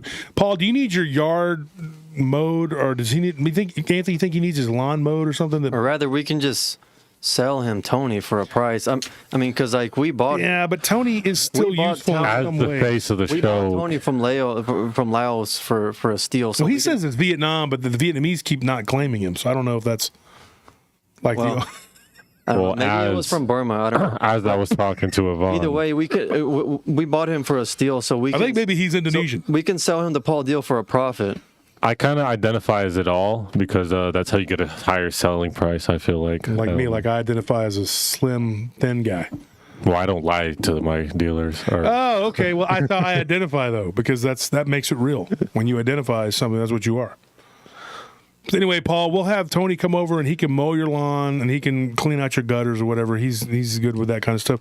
A little bit lazy. A little bit. You might have to get the riding crop out and hit him a few times to get him to do what you need him to do. But if you can do that... I'm like a pig. If you hit me, I break down. Oh, my gosh. Well, we won't know because, you're too lazy to probably go over there. So, Paul, thank you for the donations. Everybody else that donated... Thank you, Heather Music. It said the first time you donated. We appreciate you for donating. Thank you for everyone that donated. We appreciate it. I think we had a couple first-time donators. And it's very helpful. Thank you, guys, man. Keep we the show going, man. I mean, that's what we do. Like tonight, we take off from work, like I said before, to do this, and it's something that we enjoy doing. I wish I could do this full time. Maybe when the books come out and the show gets bigger, I can eventually retire from this security thing and not have to worry about the stress of all that, and I can just focus on this. Boom, boom, boom. This is what I do. But until then, Tony Merkel, good friend of mine, he was telling me the other day, I'll say this and then I'll leave. He said, you just got to take that leap. And I said, but I'm not ready to leap yet. That's the only problem. Yeah. I'm looking at the river, and it's like that song, how can I cross this river? I want to. The good news is that after last week's episode, our show was growing at a rate faster than it ever has. Yeah. And it's been steadily growing. I mean, like it's really ramping steadily up, growing, yeah. but the growth has significantly increased. I was looking at the numbers, and there's like a large percentage of more like watch time, more views, more subscribers, just everything. And if you thought that was a good show, wait till you see Tuesday, because Matt's coming back, and he's going to sit in on some cases that we got. So, folks, be ready for that. And like I said, I'm going to be on a few other podcasts. I'm going to go make the rounds or whatever. I decided, but only people I'm friends with, man, like Paul Sinclair or maybe Paul Wallace or what's his name, Chris Garitano, those guys like that. I'll do work with them. Merkel, Ninocchio. That's where you're going to catch me. You're not going to, maybe Dark Waters, but it's not going to be, I can't do everybody, whatever. I'll try and do what I can. Now, I forgot to tell you guys, this Monday, me and Barton, and Barton's sick right now, but if Barton's well, we are going to do Tom Cardos' show. Now, Tom Cardos has a show. I forgot to tell you guys this. It's not extremely big or whatever, but we will be there, and I'll be bringing my A game like I always do. If I try to do my best, and I'll bring some new material. I always save some new stuff out so I can bring to the show. I'll be on his show because he is a good friend, and he just hit 1,000 subscribers. I believe it's North Carolina Cryptids with Tom Cardos. So I will be on the show with him. Me and Barton will be there on Monday. So be looking for that. In the meantime, I will see you guys. Thank you for tuning in, and next week we'll be back to the giveaways, and good night.